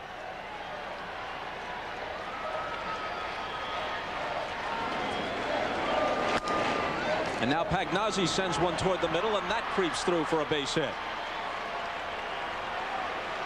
His second of the night.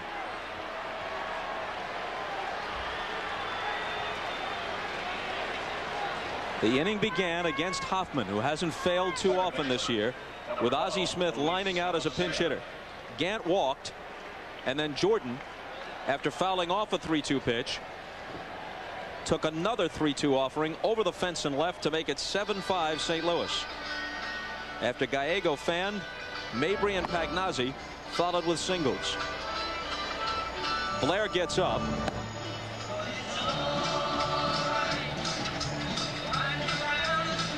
But they will probably accord Hoffman the respect of allowing him to finish. He has been their main man all year long. Gene Gieselman, the Cardinal trainer, massaging Brian Jordan.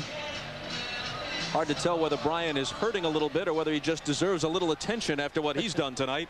Well, he made that diving catch and maybe experiencing some pain up around the shoulder area. Gene Gieselman, longtime trainer with the Cardinals. Alicea 0 for 4 and taking a strike. The Cardinals are 3 outs from a ticket to Atlanta. Let's go downstairs to Jim Gray.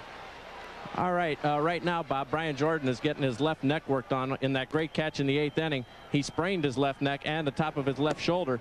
Came back and told all the guys, I don't know how I got around on that swing. As bad as my neck is feeling right now, they're working on him, and he probably will be able to return, but he's in quite a bit of pain. Thanks, Bob? Jim. And an interesting choice of words, because if, in fact, it is Jordan's left neck, in the offseason, there's circus work.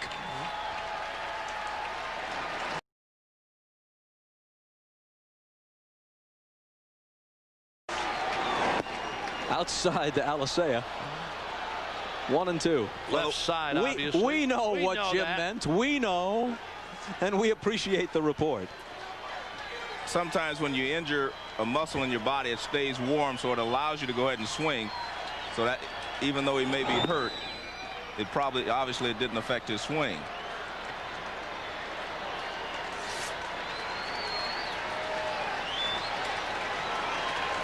Two on, 2 out, 2 runs home, and a 2-2 pitch coming.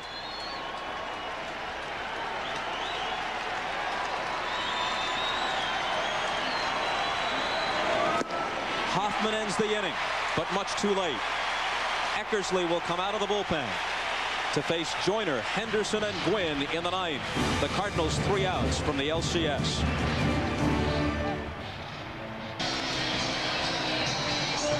Dennis Eckersley, who turned 42 in the middle of this series a few days back. Saved the first 2 games in St. Louis. Looking to make it 3 straight for him and his team here in the 9th. He was not as nearly invincible as he has been earlier in his career. But on the whole, he was effective during the year. 30 saves, 3.30 ERA. Well, he doesn't have the velocity that he had a few years back, Bob. He's still the same, though. He's breaking ball, slider, pitch you away constantly. There it is right there, right on the outside corner. Slider, little fastball. He doesn't change. He's like Honeycutt. Same stuff all the time. I think, as you mentioned, the difference is he doesn't have quite the velocity and movement he had before. 0-2 to Joyner, who's 0 for 1 since he entered the game. And sometimes the saves can be a little misleading. He did get 30 saves. He was 0-6 as well out of the bullpen. So he had some big situations in which he did not come through. But the last several weeks, he was in one of his best grooves of the season. Well, if anybody knows how, it's Dennis Eckersley. That's number 1. He's been there many, many times before. There you see his totals. 3rd all-time. And Joyner lifts one into center field. Langford says, I'll take it. 2 outs from Atlanta.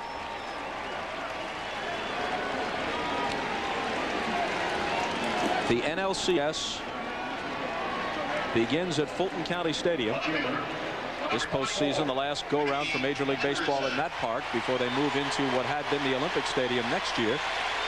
It begins Wednesday with the Braves hosting one of these two teams, and it begins to look more and more like the Cardinals. The American League starts the night before. We'll have it for you. The entire ALCS will be on NBC beginning Tuesday night from Yankee Stadium.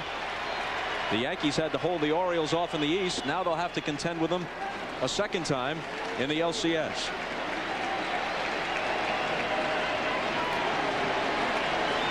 Henderson 0 for 4, and as you see, very little success in many opportunities through the years against Eckersley.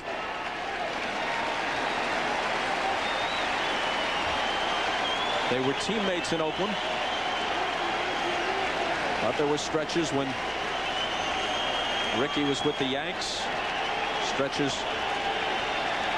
when Ricky was with Toronto and other clubs,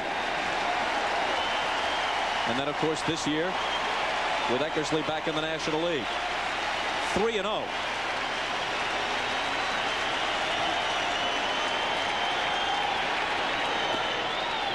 Taking all the way, and there's a strike. Well, Ricky may take another one simply because he can get the tying run to the plate if he can get on base. He cannot hit a 2-run homer. This ball is smacked to the left. The tying run does come to the plate, and if they can put one more man aboard, Caminiti will get another crack at it. Al Eckersley, after falling behind 3-0, comes with a 3-0 fastball for a strike. Coming back with a gasser again, and this time Henderson lines it to left. Tying run to the plate now.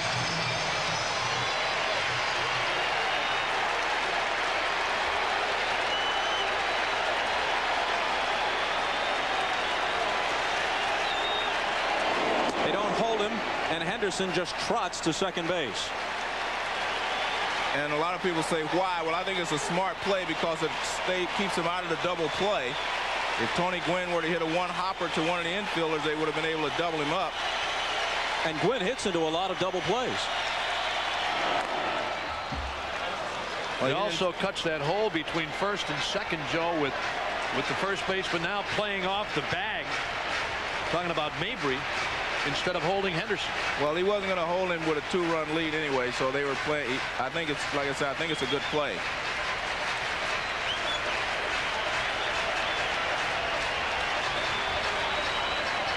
Caminiti hoping for one more chance.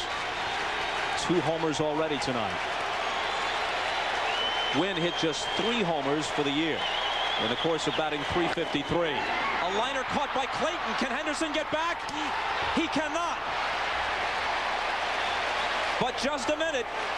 Alicea dropped the ball coming across second base. Bruce Fleming had called him out. He had called him out. And you could perhaps make the case that Alicea had it long enough, but not in the judgment of Fleming. Watch this. This could have ended the game. Henderson scrambling back, and Alicea drops it. He never had control of it. They had him. Throw was there. Alicea was there, and he dropped the ball. You're right. He never had it. From the first angle, I thought he might have clutched it and dropped it as he stepped across the bag, but it popped right out of his glove. Although Fleming had made the out call. Absolutely. Started to make the out call and pulled back. Well, they scored as an error on the second baseman because the game should have been over.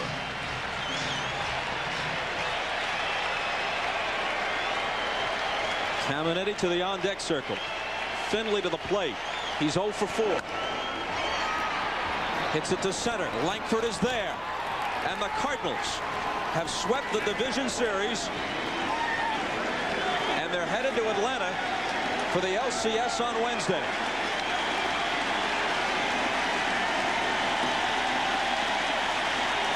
But still, this boisterous crowd in San Diego rises, partly out of respect to the Cardinals, but largely to salute their team, which had a terrific season, winning the National League West, and which battled the Cardinals here tonight. They had a 4-1 lead for a while. Cardinals come back and eventually win it 7-5. Tonight's Chevrolet player of the game is Brian Jordan. No disagreement there, right, guys? Oh, you got it. Brian Jordan. The game-winning homer, 2 singles to go with it, a stolen base, a diving